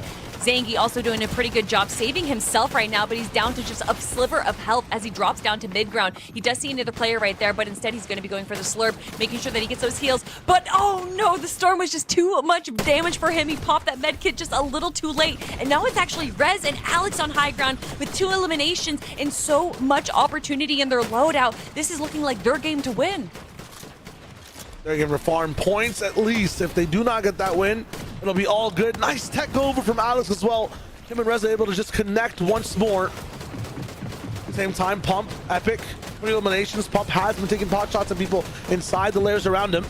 They're looking really good right now. We're up in the top 10 now, drop down to 9 as Zynox and Wavy end up going down. Sync farming from high ground, stealing away points from everyone who's towards the low end of the server. It's hard to play inside the swamp zone. It's getting kind of sludgy in here, but Dark is the one able to just be sifting through that low ground, sifting through the sludge, looking to see where we can go next. It's space and time to be able to heal, go for fish, go for slurps, do what you need to do. Pix has to hunt, has a med kit to kind of evaluate where things are, maybe where the heal miss could be. We'll slowly walk over to see what's next. 7 duos now playing in what seems to be a heal game. Oh my god, Pix with the incredible refresh right there. He does actually get the credit for the elimination, but that's not able to keep him alive for too long. Pump and Epic Whale, one of the only duos remaining, and look at that, he has 6 med kits on lock right now. Epic Whale just making sure that no one goes for Pump, so he is able to play that heal off. But Dark Q with 6 eliminations on his name alone also has tons of heals, and he finds even more. There's now just 5 solos left, and so many of these players are going to be going for those eliminations because there's only so many heals to go around. Sync is down right now. Dark Q now with 7 eliminations. He's going to be able to rotate. Pops one of the floppers. He passes by one of the players, but now it's all down to the med kits. He's still going, oh, but he gets eliminated himself. Epic Whale is still up. It is now 3 solo players left. It is actually Pump, not Epic Whale, and he is able to get no second place. It's Amplified that gets the VR. It's always one dude with 20 fish, and none of the fish are eaten. So where else are they healing from? Where are these fish coming from, man? It's crazy. M2 Fly steals the win. What a great game that was. My goodness, we are already halfway through the competition, and there is so much going on right now, Shayo. I can't even believe it that we still have 3 more games to go, and so much can still change. All big things changing right now. So I'm being told there's only 5 games, not 6. So when we talk about the halfway mark, we have pushed through that halfway mark. Now just 2 chances left for teams to be able to lock in and see what they have in getting more points and getting their leaderboard positions switched over. That means that, what, we have 20 more fish to eat for first place? Because it seems like every single time it's one team that's fished up a lot or had like a fish, I don't know, bunker ready to go to in the end game to just get their heels up, winning every single time. Listen, I had ceviche yesterday, so all this fish is appropriate for me, man. I'm feeling the mood, and it seems like a lot of the teams right now are really starting to feel it as well, because so many of these teams that we saw be a little bit passive in game number 1 are really starting to step up the aggression. The early, mid, and late game aggression is finally coming in right now, and from a lot of our top competitors really just staying alive. You were talking about it during the mid-game show, Shayo. You were saying that a lot of these look like they're just two solos, completely separated from each other, but when it comes to reload strategy, that actually has so many more benefits than sticking together. No, really, it does. That early game is where you can just have as much impact as you would healing inside an end game too, right? Some people are only getting 9th or 8th place. They're only getting 1 or 2 points. Some of these rushes in the early game can give you 3, 4, 5, 6. We saw towards the other game, there was a duo that had 0 placement points, 7 elimination points coming into things. So you can have big changes. In this one though, the things that didn't change in my opinion were the end game moments, Kelly. I mean, you're just looking at heals on heals on heals. 100%. And I do love the few moments just before those final heal off moments too, where high ground is just absolutely crazy. There's so much aggression. There's so many shockwave grenades going on. So it's so hard to see what's happening. And then you look at the mini map and you say, oh, it's the final moments, because everyone splits up and everyone's just looking for their own heals. But someone that's not going to have to split up and look for their heals is Cesro and Darku after that game, getting 8 eliminations. And you can see they only placed 4th in that game, but still able to walk away with the most points. Proud to see our boys Epic Whale and Elite Pump up there, and of course Blasphemy, I said it right, and Amplify in 3rd after that game. Good job, Kelly. Let's go. For Kelly, or for Epic Whale and Pump, I don't know where I think I just saw the K in Epic Whale's name and I was like, that's Kelly for sure. They're a scary duo at the moment. I've seen them inside the top 5 every single time, so I'm wondering when it comes to overall standings as well, where these guys kind of preside or survive. Number 1 so far, still Sync and Sid. They had a very good start, a nice hold, and then a really good game afterwards as well. Right on their heels, as I mentioned it, yes, Epic Whale and Pump are right there, 3 points behind. Ricky and Zangi with a big game as well, alongside Cesro are there in the top 5 too, Kelly. All these teams who are taking control of the game seem to be the ones who are winning or are going to win the big cash so far. And if you look between 1st and 6th place, I believe it was just a 6-point difference there, maybe a little bit more, but still enough opportunity for these teams, with it being 10 points for Victory Royale and 1 point for an Elim. There are still so many opportunities for that 1st and 5th place to really shake up right now. But with only 2 games left, myself and Shayo are going to take a quick break, but don't worry, we're still going to have some Fortnite stuff for you guys to watch, but we'll be back in just a few short minutes.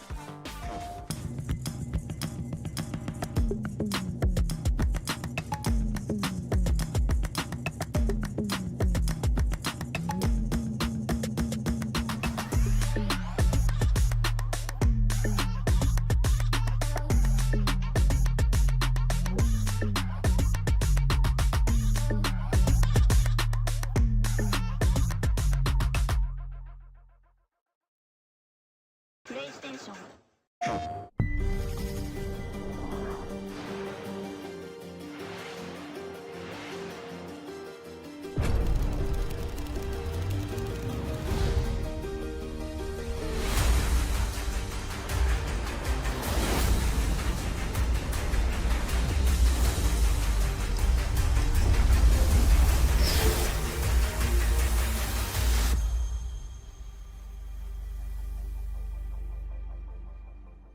PlayStation.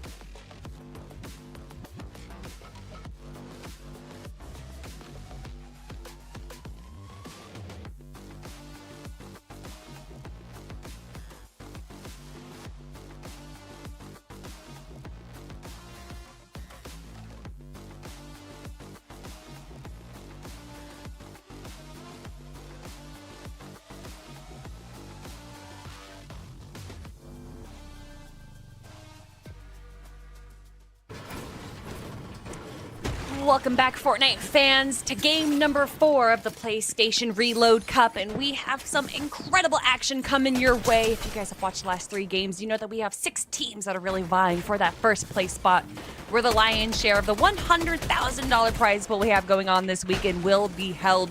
All 7 regions represented here in PlayStation. Make sure you guys are following PlayStation and also follow the Repeat app so that you guys can find out when more incredible Fortnite tournaments are happening. But for right now, it's all about Dark Hue. It's all about Cesro. 0 eliminations, not too many mats, but the game just loaded in. They're in logjam right now with another opponent near them. It looks like Cesro's going to be playing it just a bit passively, but Evan does get eliminated right now. Cesro now has an opportunity to already eliminate another duo. Are they going to be able to turn that around on the opponent? It actually looks like Cesro is taking just a few moments to pull back. Epic Whale, though, with elimination to his own name. And loving that hammer in his loadout, one of my favorite weapons in Fortnite. Epic Whale, though, taking his time, far separated from his duo of Pump, and just kind of going for some farming right now, taking his opportunity to see that there's not anyone else around him. He's going to be able to take kind of just a moment to make sure that he is all ready and set for the mid-game right now. Pump not too far away from him, though, so if some danger does happen, he's going to be able to recover quickly. Nico does go down, but it looks like his teammate is able to stay alive. Zangy and Ricky, one of our Elam-heavy teams, currently sitting at the top of our leaderboard, also with elimination to their name. And also far separated from anyone else near them on the far western edge. They're looking good. Looking pretty good. Yeah. Real good. They're gonna just slow things down now. I think understanding that there's just 2 more matches left in the business as well. You don't want to make mistakes, then miss out on potential possibilities towards the end game. I think that's where Zangy is actually getting the best value out of his kit as well, the way he plays. Vix and Zynox, though, you think about game 1, you think about where they are in general as well. They need some early game influence, and then they need to push it over towards the end game as well. 29 points, they're close towards that top 5. If not, I think they're literally 6th place so far. So they also need to have a little bit of a difference being made, because some of these end games aren't really pushing them towards the first place spot. That's true. They really, it's interesting though, because they are in that top 6, which is really where like the contention is for first place right now. All they need is like one good game with a few eliminations, and they could easily go up against Sink and Sid or Whale and Pump, who are in 1st and 2nd respectively. But Omega and Pump's also trying to solidify themselves in the leaderboard right now, as they currently sit, I believe, outside of the top 10. Am I right about that? I'm actually looking right now. That's crazy, because I feel like every time we watch Omega and Pumps, they're doing so well. So it just shows you how contentious this tournament is, how high level a lot of our players are right now. Yeah, the reward's kind of like the thieves of the server, where you could do all the work, but if you come in 1% at the very end and be like, yeah, I said the joke, but I said it louder than the last guy, you get the points, right? Whoever gets that last bit of damage or survives just a little bit longer playing the heal game, you just have to find a way to push yourself to being the person who has the last laugh. And unfortunately, those guys are laugh starters. They are the openers to the comedy act. You gotta look to close the night, though, make sure everyone's going home party and happy. Boris and Chunky, though, from what I've seen so far in the day, they've had some troubles getting into some of these end games. There are some of those early teams that get taken out moving in towards those final zones. Speaking of moving, Zangy and Ricky taking a nice swim right now, but it looks like Scare and Curve are ready for them waiting up on the hillside right here. They have good angles and they have good loot. Are they able to actually do any damage to Zangy and Ricky, though? How close we let them get is the question. They've heard something. Yeah, and you can tell. The immediate change in the way that they were building. They're like, oh wait, someone's there. Yeah, pyramid straight into brick, straight into metal. You are not touching us. And that's unfortunate. I feel like you just have to do like, the Black Beetle challenge. Just chill there. Don't move. Be a statue. Be a silhouette. Now Scare's also wondering, is there someone coming back from Fort Crumpet, kind of seeing if they're going to be third party. That's not the case. They do hear Zangy and Ricky fall down. Why is that the case? You get to refresh mats way inside the zone at the cost of just a few heals. Wasted time for Curve and Scare. And they realize that too. They're ready to just go and maybe move towards the zone, find a better thing to do. I feel like as far as teams that I've seen wait for another duo and kind of overweight, I do appreciate that they at least have one player kind of disengaging right now to, you know, just farm and stuff. A lot of players will, like you said, waste just time, and time is a resource in Fortnite, so you need to make sure that you are using everything you can. You know, instead of actions per minute like you would see in StarCraft, it's mentals per minute.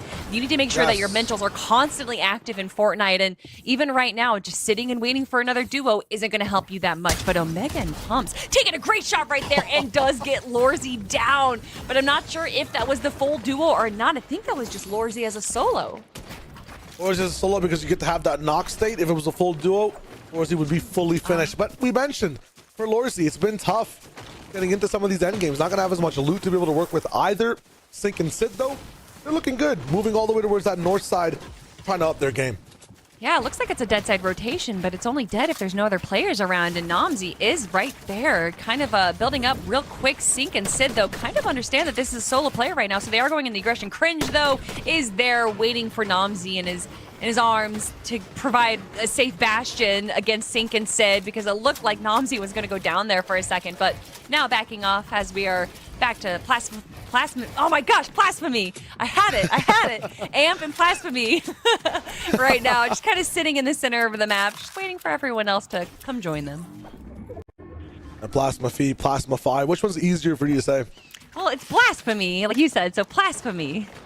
But I realized that Blasphemy has the PH. This one just has the FY. So Shia, you lied to me. Yeah, I do a little bit of lying. Sometimes you gotta say, I don't have a gun, guys. I'm not looking to elim you. Full box 200, full box 200. You gotta get sneaky with it.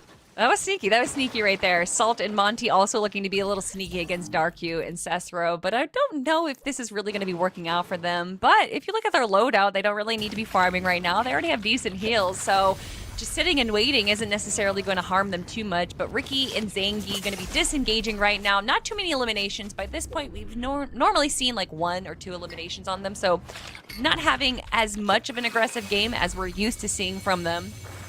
But able to kind of just reset, reform. Aminished is slowly starting to encroach on their territory, but Ricky's able to kind of disengage from that. Oh, I say that, but DK taking a few shots. He's got to be careful. No white heals inside the storm. Might be able to find some from here. No, just shields. Has to get back into the circle here. Kind of doing his best don't shoot friendly challenge, but I don't think anybody on the server cares. They're looking for elims no matter what. Honestly, though, that the placement of the walls, they understood, seeing they just kind of disengage immediately, and then having that truck there. If I was the enemy team and seeing that this player is staying in Storm, I would have shot that truck and destroyed it before they could have gone for the heals, denying them. Kind of like you do in Dota, right? You deny the creeps, you can deny heals to players. I think that'd be interesting to see. That would be evil, but I like it. You're trying to get your placement in. Ooh, Ricky going all the way through as well. No idea where Zangi is, so he's making the first rotate right now. Zangi will join after is what it seems like. Loris and Chunky back together again. Loris had purple loot, a grappler, I believe, last time as well. Some med kits off that reboot. Not as much available. Still a chance to be able to play the game. 17 duels still in the business. 1 minute and 20 seconds to take some risks. Push some fights if you want to. It's not going to happen this time, though. Everyone just looking to farm up. Not a single knock across the map, as I think everybody is farming right now. Favorite map to farm, Kelly? This one. I like that one, actually. I think that one is... That one's really good. If you compare this and that, though, you know, there's really a difference. Yeah, no, it's facts. It's facts. Yeah. There are differences between this and that. Noms, okay. High roll on the airdrop there. Jump pads available. So many, actually. Double stacks. Have a sniper if they want to use it. At the same time, okay, I mean, this is just too much rotation, actually. I can't even keep track. Shockwaves, jump pads, everything. But they don't even need it. Look at where they were. They literally had like the north half of the zone to themselves. They just have so much real estate to kind of play a little bit, see where everyone else is going, play the waiting game, and then allow these zones to get smaller and smaller and rotate without anyone really taking a few shots on them. And with 34 players still alive and we're getting closer towards the end game, we know that Storm Surge might be a factor right now. So to kind of have just so much space near you where a lot of players aren't going to be taking these tags onto you is just so nice to see. And Zone does pull just a little bit more north, which just, again, gives them that much more real estate. But a few supply drops on the map. Going to be seeing if players are going to be fighting for them. A lot of teams on the south side, though. Look how congested that southern side of the zone is. Yeah, it's going to be a bit crazier to get uncongested as well. This side of the zone will stay sniffly because there's too many rivers, mountains, and trees in the way. You can see, though, Chunky Champ has to work with rations, with gray loot, and pizza slices. Meanwhile, Nomsy splitting shockwave nades. Hacks the rich. Hacks the airdroppers, man. What is this? They got too much at the top percent right now. It's kind of crazy. It's the 1%. 17. Yeah, it's wild. Ricky and Zengi together again. They're trying to make rags out of riches right now. Riches out of rags. Moving forward, using the hard mats once more to deny any pressure. Chunky and Loris, I mean, this is the game you want to snap back in. This is the game where you need to make at least 10 points, get towards that top 10, try to end strong as well for the very final 5th game. Look at the zone, though, Kelly. Mountains, rivers, it's tough to get through. And everyone's just kind of sitting in their own little apartment right now, not really pushing too hard. When we see these zones kind of moving towards the end game, moving towards these moving zones, that's when everyone wants to stay at the front of moving zone. And although it's not moving just yet, a lot of these teams aren't moving either. Everyone just kind of biding their time, waiting for that final moment, zone 9 to pop to see where they need to rotate, because just that zone keeps kind of pulling this to the center. It's not really like hard pulling northwest, east, south. It's kind of just going more and more central. So a lot of these teams that, even though they are congested, just have to move a few more meters before they're able to be in zone. So still, such a passive game from what we saw from the last 2 games. Laura's taking a few shots, but still with that med miss, Chunky did get low and he is taking a few more damage, but I think they're able to survive this. But when you have Pump and Epic Whale just shooting down on you, and then Pumps and Omega also joining the fray, then you want to get out of dodge. How did Loris and Chunky, out of all people, get targeted? Still being tracked through the bush. This is just tough. Forced into the builds of Omega. A big fight falls down. One person's gone. Loris beamed down by Pump and Epic Wheel. They don't even miss a single shot. Pump's now inside the builds too, is trapped without his duo partner. At the same time, there are no reboots left, so this is your final life. They're already farming a few points, 2 for Epic Whale and Pump. That should put them, from what I'm seeing right now, just a few points closer towards that first place. I want to see if we can get a sight line on Sync and Sid. If they are also still alive, whatever their position is, could just keep them inside the lead, the first place overall, as we lock in towards this end game. Aminish and DK taking so much punishment. Look at these are so many of like our top competitors though. Aminish, DK, we have Omega and Monty down there. A lot of these teams that are still sticking to the west side outside of zone are going to have to rotate over east, and there's just so many duos, so many opportunities for these teams to take those tags onto them, and you do not want tags right now because reboots are disabled. Sync and Sid, with barely 70 builds in their loadout right now, are just sticking to the low ground, not going on the aggression like we normally see them. Vixie and Zyre, though, sticking to the low ground with 3 eliminations, actually doing a pretty decent job. Their loadout's looking really good right now. Even if they don't get the elim, they have people just getting elims around them, leaving them the loot to be able to refresh and keep moving forward. Full 5-5-5 on both people. Meanwhile, here's what Tails looks like the heads on the coin. Ricky and Zangi out of mats on low ground and have such a long way to go. That northwestern pull is not looking good for them. They have no builds to their name, but they're going to wait for everyone else to make their move. Ricky now, Zangi rotating over, and they get really close to another team, and they actually go on the aggression. What a crazy play.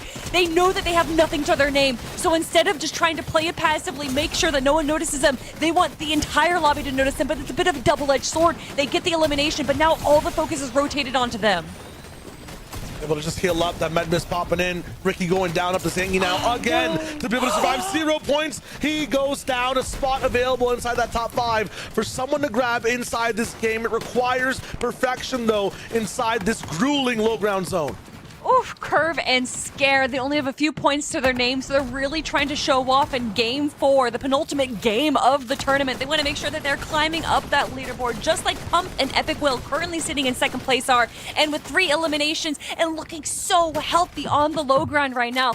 Even with more than half the lobby still alive, they are just looking to add more names to their docket because they are going on the aggressive right now. Pump is looking so good with that gold hammer. You know that he's just going to be spraying so many players near them, but Sync and Sid currently in first place on the low ground. 3 eliminations to them as well, and they are playing this moving zone so well, slowly but steadily staying to the front, making sure that these peaks of the teams all around them are going to give them those eliminations, give them that information that they need. But Cringe and Noms now in first, or with 1 elimination, sitting on that high ground right now, and just no one is looking at them. It looks like this high ground is going to be theirs for the rest of the game. If it bounces back, going to be huge for them to have control at the same time.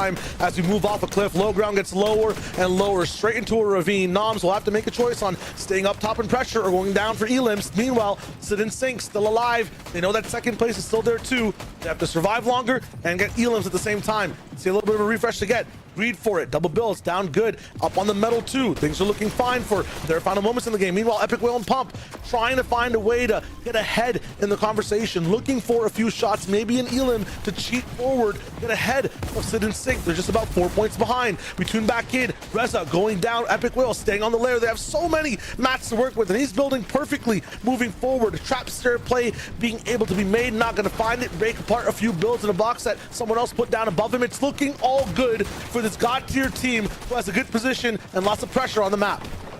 You are Epic Whale and Pump, and you're not fighting for high ground. I know they don't need to, but they have so much. I want to see them doing a little bit more than just sticking to second height. No one's going to be looking at them. Everyone's going to be playing below them, and they're not even going for those elims. And that might be the difference between first and second place for Sid and Sync, though, that are taking those peaks, are taking those little bit of shots, and going for the elims. That is what is carrying them in first place right now. Going for those just little extra plays, it's risky, but when it pays off in dividends. Sync just clearing away the builds for Sid to be able to move forward. Has to be careful though. Shots all around him. Has all the fish to be able to use. Pump able to get a little bit of that siphon. It ticks away, but it's not going to be everything. The miss will be though, allowing him movements to make sure that medkit pops off. At the same time, it's all placement now. Top 8 locking in. Sid though has those fish. We know they will last longer. Pump just made it to where Sid and Sync were 5 minutes ago. 45 points now in the future for Sid and Sync. Sync trying to search for anything, some pressure to put down Sid though. Look at the fish, the pizza, the medkit, the heals. What is Fortnite inside this end game? It's all about staying alive. 8 duos still left. Shadox has medkits of his own. Hedra gonna go down and might even give him some more to be able to work with. Is the question, is there anything? Nothing we can really see right now. There's just arrows on the entire map, Kelly. Everybody's looking to heal. I love it. As soon as that zone finally closed, you just see all the arrows separating from each other, and it being on Slurpy Swamp means that there are so many healing opportunities right now. But you know, a lot of pescatarians in the board right now, and you can see Void with only fish in his loadout. That right there is a player that understands the win condition. You're going to hear me say that phrase more and more because that is exactly what I want to see. That's just crazy. 7 solos left alive, all playing that heal game. 4 of them having fish, but Void was the one with the biggest fish in the plot. Good win overall from a player in a duo that struggled so far up until game 4. That's true. That's true. They understood, and they kind of reviewed probably what a lot of our other players were doing that were able to kind of get those wins. They saw, oh, they have a ton of fish. We probably should mark a good fishing spot. And then when the end game happens, we're going to be able to farm. I actually saw a team before the zone closed. Both players were still alive, and they were just fishing. And that alone, if you understand the meta, I get it. You know, heal-offs, say what you want to say about them, but if you understand the tournament and what it takes to win and you're able to kind of utilize that to your advantage, this is what I want to see. I want to see variations even in heal-offs, and we are getting that. Absolutely, and we're seeing people adapt to it as well, right? I think Sid and Sync, they can correct me, or the people can correct me if I'm wrong in the replays. How did they started with that many fish going into that position inside those low ground builds? They found that from elim after elim, taking apart other squads, playing for that win condition. As a result, they adapt. They let Sid go in, let Sync heal, or whatever it was, vice versa. And it looks really good for them. They get to be inside that top 7. They get to be even inside that top 3. Meanwhile, Epic Will, Pump, played safe, played consistent. Their god tier play is only getting them till second place. If you don't have fish right now, you're not making it to top 5 inside this lobby. Elims matter so much more. Everyone's getting so creative. And I get it. You want to stay alive and you can't really like confirm that you're going to get those elims or something. But if you're Sid and Sync right now, I feel like there's just you don't even know if you're going to win the heal off. So you might as well go for the elims. And that is what they're doing so well. And that's unfortunately where we see players like Epic Whale and Pump or Blasphemy and Amplify kind of just fall a little short. They're going for the safe plays. And that does work. But you need to be able to bring up both fronts if you want to go for the win. And that's exactly where we're seeing Sid and Sync do so well. They currently have 21 eliminations in the competition. And honestly, you can see right here, they already had the floppers ready to go by zone 12. But like you're saying, Shio, they were able to find those off of the fallen bodies of their opponents, Pump and Epic Whale, with just 3 eliminations here, not able to get too many points. And they're actually going to be dropping a little short on our leaderboard because of that. But let's just review match 4. Match 4, in terms of how the leaderboard looks overall for the players coming in, you can easily see some similar names, but it was Void and Wavy who locked in with the most placements, had a few eliminations in the business as well. You can see the usual names: Epic Whale, Sync, Scare and Curve actually popping up, and Nom's actually ahead of the pack is good. Plasmiffy was there as well with Amp. It's huge. When it comes to just the competition today, though, it's not just happening today, right? Like, it's kind of big news for all the Fortnite players who are in the business. Repeat has launched Fortnite Reload tournaments with real cash prizes. We're talking daily $100 events plus a special 3-week launch cup with a $2,500 prize pool. For anyone unfamiliar with this, Repeat's a competitive gaming platform where you enter tournaments and win cash prizes based on your performance. The best part, these competitions are free to enter. You can always sign up, be just like Sync and Sid at the top of our leaderboard, 6 points ahead. Be like Blasphemy and Epic Whale, 40 points tied. It's like a 10-point race, and you can be a part of things like this as well. Repeat and Reload, they're both not going away anytime soon, and Repeat has some game-changing announcements over the coming weeks. So tournaments are live now at Repeat. If you want to be on this board, if you want to be in similar circumstances, if you're a competitive Fortnite player, download the Repeat app, register to start competing today. Free competitions, real prizes, all available now. This point spread, though, Kelly, is insane. It's so tight, so close for all the players who are playing at the moment. I mean, looking from first to third, it is, just 6 points difference. We have a tie for second place right now. And then you look from fourth to seventh, it's just 2 points that shake that up. And it's a bit of a separation from seventh place on. So a lot of these teams right now, a lot of these players have so much to fight for if they want to climb up that leaderboard. And as a reminder, every single duo that's competing right now is going to be walking away with a little bit of prize money. But looking at our first and second place team, Sync versus Blasphemy, respectively, and we can see just where their points are really separated, and that is through their eliminations. Although Blasphemy and Amplify, the only team to get 2 victory royales today, they are just not able to match the aggression that Sync and Sid are able to bring. Yeah, it's the actual lair that Sync and Sid are choosing and what they do when they have different layers as well. On low ground, they stay together, they stay silent, they stay moving first, and that gives them advantage on every other elim on the server. Meanwhile, when they have high ground, they don't keep it for the whole game. They look to pressure a team, then jump in the box, get that refresh, stay mid ground. A lot of these other teams just end up staying on that layer 24/7. You can see why they're winning. Meanwhile, Plasmiffy and Amp, we can see them just popping off in the early game, and then it's all about the fish too. You're talking about the ceviche, Kelly. I mean, they're eating fish 24/7. That's what's keeping them alive inside these end games. Yeah, whether it's sushi, baked fish, what other fish, gumbo, I don't know, that whole Forrest Gump thing. There's a lot of opportunities here for these heal offs, but when it does come down to it, if you are on the edge of zone, you have a lot of fishing opportunities. That's where everyone's going to be going. And I think a lot of our duos right now that may not have the map open, probably going to be opening up the map right now, making sure that they know if the end game does come down to a heal off, which it most likely will, that they need to know where those fishing spots are, where those barrels and those trucks are, because that's what it's going to come down to. All these teams, when it comes down to the final 8, when the zone is closed, everyone splits off, everyone's just going for the heal off, and that is what is going to separate our first from second from third place teams. But speaking of first, it is Sid and Sync, and you can see all of the arrows joining them over there on the northeastern side of our map. Are they going to be able to claim this little building on their own? It looks like they will. No one's going to be directly contesting them, but is Sync going to be able to take down Pumps? No, a few shots, and he stops. Going to be all fine. The entire duo is just looking to just maybe get their bearings first, some pot shots down, and then things will be fine after the fact. Big thing too, though, if you're just tuning in for match 5, if you're looking at wanting to play inside this too, you missed the qualifiers. PlayStation Cups are really easy to join with PlayStation exclusive prize pools. Kelly, how much was the prize pool for this one in total across the world?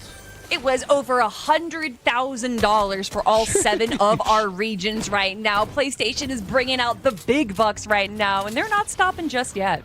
Yeah, there's tournaments all year long, so keep an eye out for more. You can follow PlayStation on socials all across, I think, every social that exists right now. Follow the Twitch, subscribe to the YouTube at the same time, on X, on anywhere that you're watching. Just tap in, you'll get more information. You can be just like Epic Whale. You can be winning big money playing on your PlayStation. Although hopefully you're not like Epic Whale right now where you're alone in a solo and being attacked. Pump does come back up, but Epic Whale getting a little bit aggressed on early. This is not where he wants to be. Currently sitting in 3rd place. He wants to make sure that him and his teammates stay alive, and Pump is actually taking even more damage right now. This is the roughest start that they've had, and this is the game where they need everything to go right. Again, yeah, they're just 1 point behind 2nd place.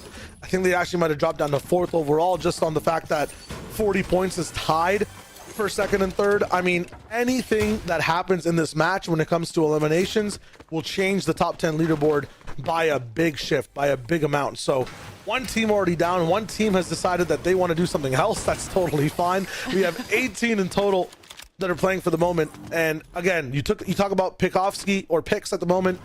Game 1 looks so strong early game. Game 2, no one near them. Everyone's switching to strats. Yep. And that's what you need in this final moment, the final game of our tournament. That's when you really need to see the strategies change. This is it. This is do or die. And a lot of these teams are making sure that they stay on the better side of that coin. Zangy, one of our top players, does go down. Ricky, though, staying alive, does disengage. Pump, a player who's been eliminated already, has one elimination to his own name. And it looks like he's trying to disengage from this team who's going on him. Is he going to get eliminated once again? Epic Whale staying in the far corner, not even trying to pretend that he is a part of the equation. Now this logjam split looking very interesting, where Epic or a teammate just stays here, farms as much as possible really fast. You get so many mats to be able to play defensively, and then your other teammate can be able to get to logjam no matter where they spawn in when it comes to that reboot. That being said, Epic survives for a little bit of a while. Pump is back in. They see more people coming in as well. This might be a free fight for Epic. Yes, so many mats to be able to work with. The question is, this other player he's fighting, where is he coming from? What mats does he have? Epic does not want to know. He does not care. He just wants to stay alive.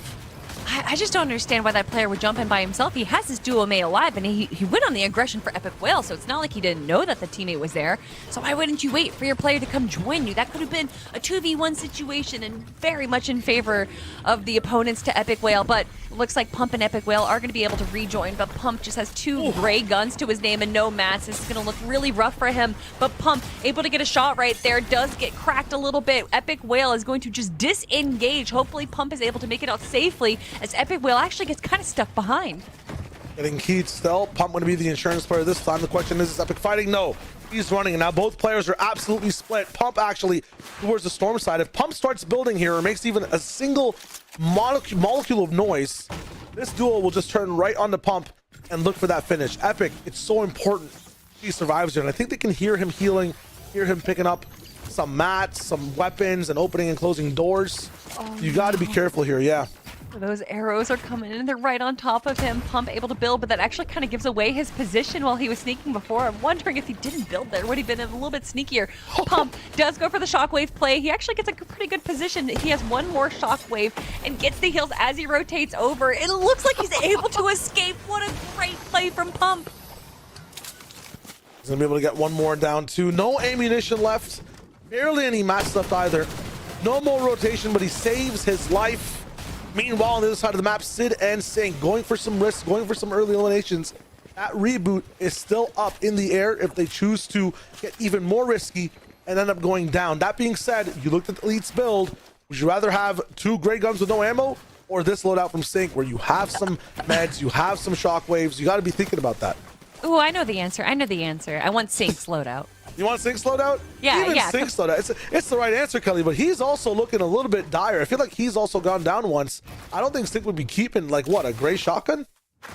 No, not if you can avoid it. But, you know, when it comes down to it, you really don't have too many options to choose from. If you keep getting eliminated, and you have to just be able to farm up whatever you can as soon as you drop down. And finally, it looks like we're having a Western zone right there. I wonder if that's going to be changing up any of the prioritizations for our teams if we have a new team going for high ground just because they have a favorable zone poll. But Noms and Fishy right now with 35 points to their name. One of our top competitors.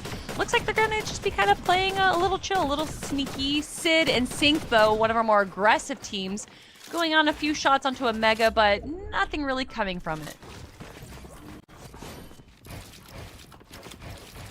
A little bit of a stalemate for now.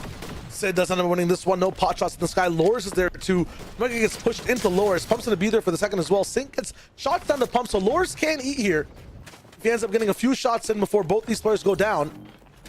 Sid chases. These guys are being so hyper aggressive moving towards these guys. They're looking for these points. They want to make sure they keep their lead. I really liked the positioning from them, though. You had Sid going kind of in the 1v2 box fight, and then Sync staying a little bit behind for the tower. That might not be in the position that they are right now, but in the previous fight, I really just love the juxtaposition of if we want to go for the fight, we can go for it, and then if I get eliminated, there's still time to reboot. But then having Sync also go for those tags as they do rotate away, I just love kind of the juxtaposition of what both players were bringing to that fight right there. But we see in the leaderboard, Cringe actually going down. Actually, I mean, there's still 16 teams alive, but this definitely seems to be the most aggression that we've seen in the early game. People are just trying to get that just momentum going, right? Just the spins going overall when it comes to the roulette wheel of the eliminations. You want to make sure you get one, kind of steamroll it into the second, steamroll it to better loot, going all the way forward towards the very end of the game. Desperation is the name of the game right now. A lot of the fights you might not be taking, you might be thinking twice, maybe I need the points. A point could mean a difference of $200, a difference of thousands of dollars when it comes to the top 10 all the way to first place. So if you're in a spot like a Minish, DK, 16 points overall, that kind of puts them in not even top 10 contention for the moment. They got to start pushing forward. They're actually right there, kind of almost within top 10. They need 4 more points to push forward. Meanwhile, for Plasma Feet and Amp to Fly, they've won 2 games, but they're not even first place yet. They're still 6 points behind Sync and Sid, who are really playing aggressive this game. Yeah, it's so cool to see just how the point system kind of plays out and how teams will prioritize those. And you can see that even with 2 victory royales, if you're not able to go for those eliminations, if you're not able to kind of fit both verticals, then it doesn't really matter. That's not going to be able to hold you up. You have to be able to bring everything in. You have to be a jack of all trades. And as far as Sid and Sync go, they have been able to provide high ground control. They've been able to go for low ground aggression, survivability, heal offs, 2v2s, everything. And that's why they are currently sitting in our first place spot. Yep. Second place spot, you can see where their magic happens as well. It might not be high ground, low ground. It might just be fish. You see Amp starting the fish loadout inside some random box in the corner of the swamp. Zaire and Vixie. These 13-point teams matter too. They're the ones that kind of break apart. Top 20 try to break into top 10. They could have a big shift in their pricing as well. Sid, though, running low on these shields overall as well. I know he has a little bit more of that juice to go from this side, but you also want to be able to save some of it for rotation as you move across. Forced to use, ooh, an amazing shockwave, but then going down right above his teammates' builds, I believe. Sync's gonna be able to be there, but he's not gonna be able to save Sid. I think Sid might just reboot all the way down. Yeah. 1 minute left on the reboot, just get his heals back again. Sync needs to protect these items though. He's gonna be able to get a few things down. Lots of fighting on these mats. Boys trying to push in as well. Danger for Sync. Zone moving in 5 seconds. Where is Sid? Sid looks like he's going to be going north a little bit away from the rest of the competition because that's what 2 third parties right there against Sync. He's going to be disengaging right now. Hopefully the other 2 teams are focusing on each other as he's able to go to booming base and reconnect with Sid. Wow, that could have gone so many ways, but honestly, out of everything that could have happened after Sid went down, this is the best situation they could have had. That being said, shockwaves are down now. They've got no rotation. They're on one of the back sides of the map that has so many teams. As soon as one team pushes, and they will, it's the last game, they'll have to all in and try to win the fight. Sync gonna be pushing forward. Sid, no shields. They'll split a few things here now, but they have no utility to be able to play the game. Meanwhile, Fish Market, open for business. Last movie is just watching as Amp gets their win condition going. Every single one of those fish buys you about 5 seconds in the storm, and towards the very end, once the sickness starts to hit, is one of the only things that keeps you inside the heal game. So this might be a third VR for the team. Epic Whale doesn't like fish, he likes packages, airdrops specifically. Sync going down now again. Man, Sid able to stay alive. You can see that that other duo is so close. They're definitely aware of where they are. Sid just has to, oh no, reboots are actually disabled now. There is no opportunity for Sync to come back. Is Sid going to be going down right here, right now? No placement points and only 1 point per elimination. Might not be enough to hold them at the top of our leaderboard. This is a disaster for our first place team right now. Is he going to be able to stay alive with just such a sliver of health left? No, he does go down. And now that means that first place for Blasphemy, Epic Whale, so many other teams is open for the taking. Open season in the final game, I believe 47 points is the record to beat. The first place team of Sid and Sync going down. The Fishers down below realize how much they have to eat to get up. It's 6 more points. The high ground aggressive team of Epic and Pump realize how much they have to push forward. It's 7 more points. Everybody sees the team go down in the feed. There's 12 left. There's lots of room to be able to play here, and they are good to go. The first zone starts to clasp in here. 8 out of 12. Epic and Pump just choose an entire new base to be able to take over. Oh my god, I would be so nervous if I was Epic Whale and Pump right now. I know that they are not aggressive players, and they know they're not aggressive players, so they're probably just going to be playing passively, probably sticking to the second high ground like we know that they've done, and we know that there's a few other duos that like to go for that high ground, but if you're Epic Whale and Pump right now, I would be going for at least 2 to 3 more eliminations just to solidify the opportunity of stealing first place away from Sync and Sid and Blasphemy and Amp. Risk and reward. So many options available, but sometimes it's just about relaxing, playing to your win condition. I mean, so you mean fishing? Yeah, that's why you gotta fish. Very relaxing activity. Question is, who's gonna be the one to actually grab the fish this time? It's been Amp who's been eating these towards the end game. And he's going to be able to pick these ones up again. 6 shockwaves to be able to use to rotate. Where will we end up here? We're actually going a little bit away from the Slurpy Swamp Factory and more so towards the bridge overall. Harder to build up and down, and there's going to be a big divide between who has power and who's in chaos on the high and low ground. And I'm still thinking about it. I mean, the main 2 teams to watch right now are going to be Epic Whale on your screen with Pump, and then Amp, who we just saw with the fish. Again, 2 very different teams in terms of how they play, and what are they shooting for? Around 48 points to steal the lead. The first place team went down. This is the last game of the PlayStation Reload Cup. It's getting intense, Kelly. It is getting so intense, and I'm hoping that Blasphemy and Amp were able to kind of ping that mark, because I know they left a few floppers behind, and I can imagine that when that final zone closes, that these 2 players are going to be rotating where those pings are so they can get more fish, because 8 floppers is a nice bit of heal, but it's not going to be enough. The bounce back comes in. They actually end up pulling zones, so Amp and Blasphemy are able to just play slowly and play for their win con.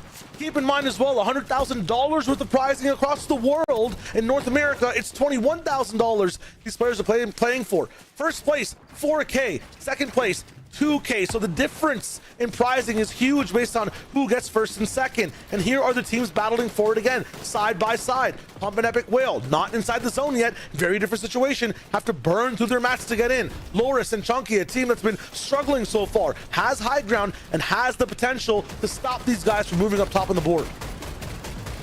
Blasphemy and Amp, I love what they're doing right now. They're kind of boxing up this little watering hole that they have for themselves. I'm sure that they don't want anyone else knowing that they have a supply of fish. Even after what they lose in their loadout, they still have so much more to be able to rotate into. And with just 2 more zones to pull, they look like they're going to be able to be close to this watering hole they have. Look at them, sticking to low, extra builds. They're making sure that they are boxing up right now and no one encroaches into their territory. They have the license to fish and no one else does, and they're making sure that they hold on to their spot. Who's going to be the king of NA Central here, going for that prize towards the first place spot? Pump, Epic, looking to pressure a team from down below. They have more shots being teetered down on their pyramids up above from high ground as well. Being patient, playing now. for that placement. For the first time, it's not in the last zone. 10 duels now left. Going up top towards the sky. Shadows goes for a high ground take, but gets denied. A second team, Ricky, Zangi, everyone towards the top. Omega lands as well. He actually misses with Pump. Pump comes back in. DK goes up. I think it is Zangi and Ricky who have that height. Chunky get pushed down, and as the chaos erupts above, there's peace below. Pump, Epic choose not to fight for height. They go for that mid-ground layer. They just want to play the placement as it trickles down. They could have stolen height there. They easily could have stolen height, but they saw how much aggression was going on for height right now, and Epic Whale and Pump understood that that is not their solution to the problem right now. They need to stick to second height. They need to watch where the rest of the lobby is. They don't need elims. They just need to stay alive. But the second place team is also staying alive. Amp and Blasphemy are in current contention of first place, so Pump and Epic Whale are either going to have to go for eliminations, but as I say that, Pump gets eliminated himself. Epic Whale, you need to stay alive, but you also need to get just a few eliminations. Can you do that as a solo? Well, if there's anyone that can do it, it's the guy with the 6X in his name. Still 4 points behind where he needs to be to just tie first place. Needs 6 more points, I believe, to rocket in. Actually, just 5 to get towards first place. As a solo, drops down, has just wood materials left. Not many heals to be able to play inside the storm, just a med kit. Has to be able to talk with his gun now. Pump gets shot down, Blasphemy amplified. Up there together as well as the duo. They have a better chance of getting this done. Running low on mats, though. I think Epic as a solo might just have more. Blasphemy has those 4 shockwaves as well to be able to take height if he wants to. Look at that, every single layer. Amplify has a lot of mats to be able to work with. They're going to get just boxed out for the moment. Head to head up against what seems to be Epic. They do take Epic down. It's Blasphemy who jumps to 45. Amp has the fish up to 47. They just need 1 more point, and there it is. Amp and Blasphemy end up taking the lead, but there's so many other duos who might be in similar spots. Have the chance to win off the heel game too. It's huge right now, Kelly. To be the fishing duo in the final game, to get an elimination onto Epic Whale when it matters most. They don't care about the floppers because they are flopping right now. Amp and Blasphemy doing everything they can. And oh, look, Amp has his own little area right here, far away from the rest of the competition. Yeah, they might have medkits, they might find some slurp barrels, but they do not have the fish market on lock like what we've seen from Amp. He has 8 floppers to his name, but he's running low, and he knows that he's going to have to start rotating over. He doesn't know what the loadouts look like for everyone else, so he's not sure if these floppers, if this pizza is going to be just enough. 4 solos remain right now, but is anyone able to take that first place spot like Amp is? Shio, I don't know. This might be it. Going for it, still has a few more fish to eat. 4 different teams left. DK with the med kit, looking to just get that first place. Zangi's up there too, 45 points for picks. It's all placement all around.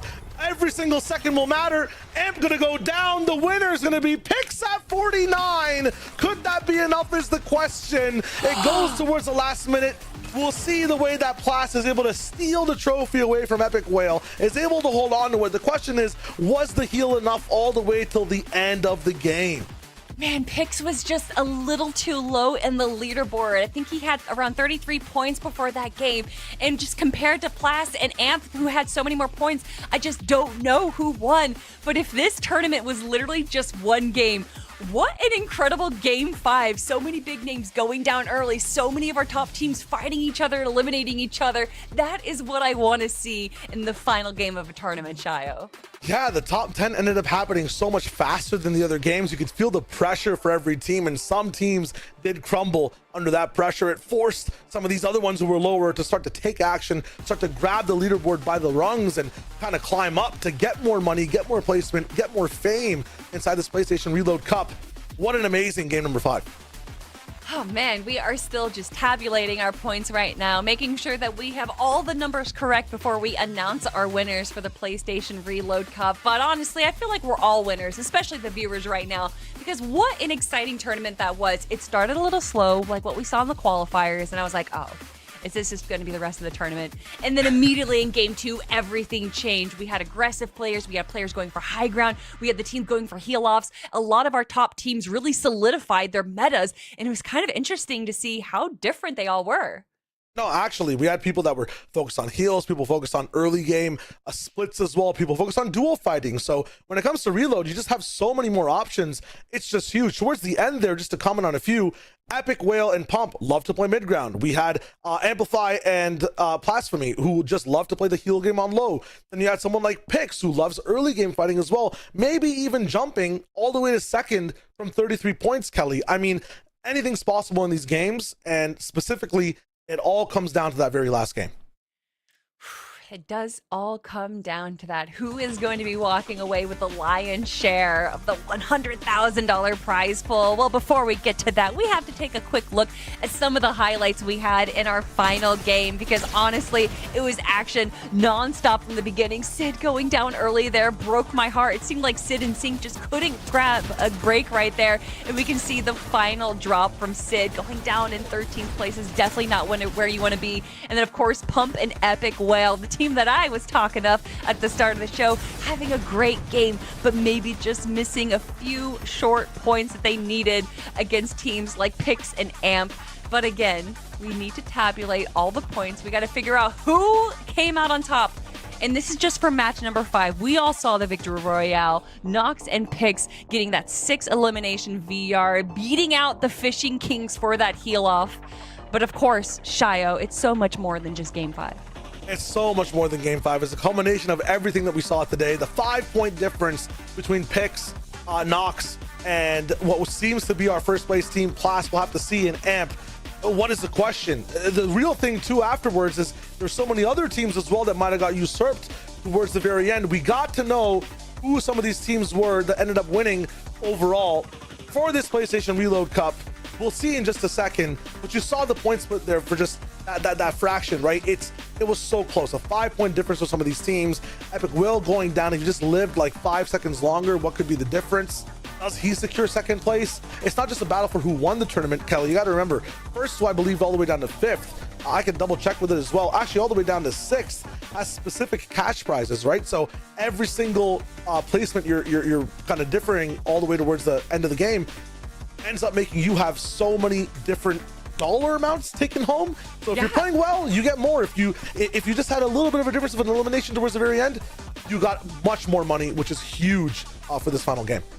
Who's going to be walking away with those $4,000, almost double the prize of second place? Well, everyone, we have your winners coming very shortly. Again, we want to make sure that we have all the points tabulated, but that is done and dusted. And now we have your winners.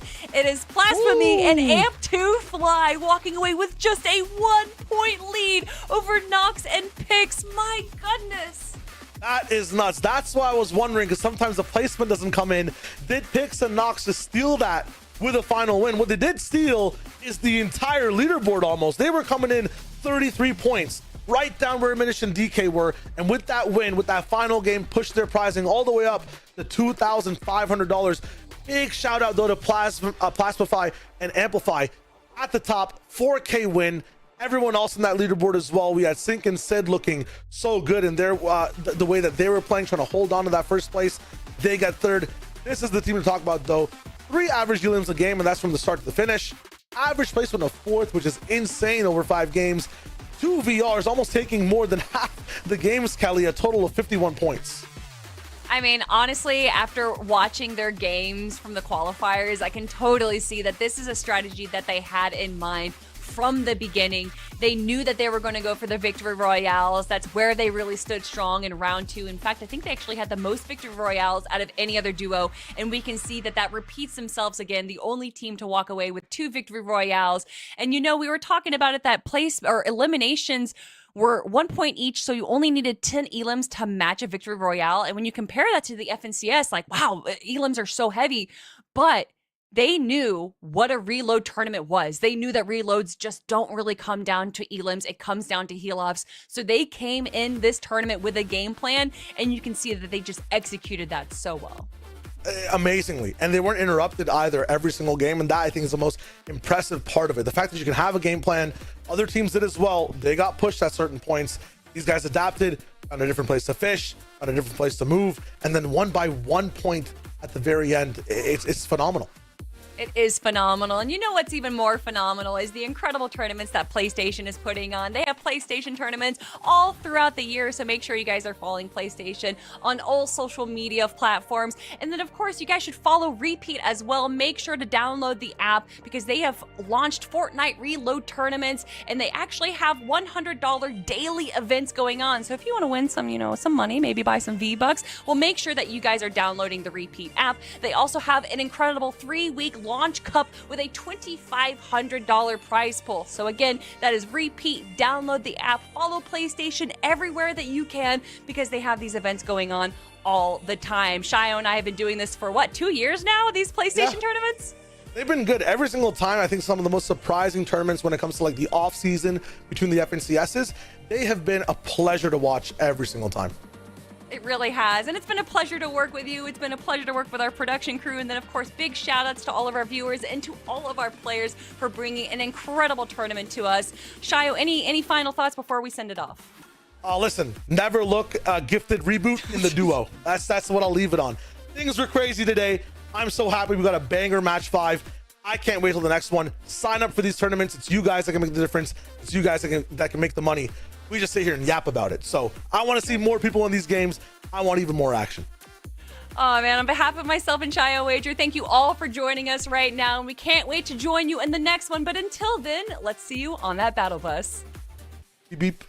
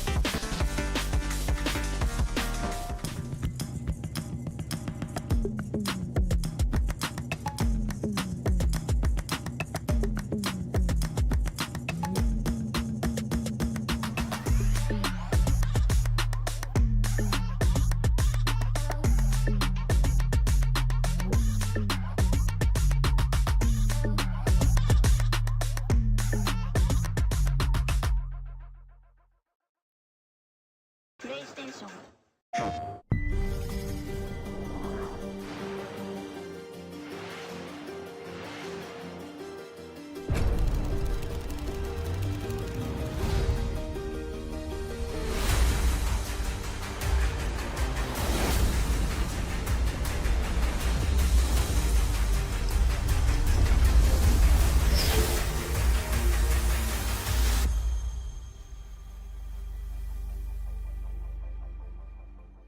PlayStation.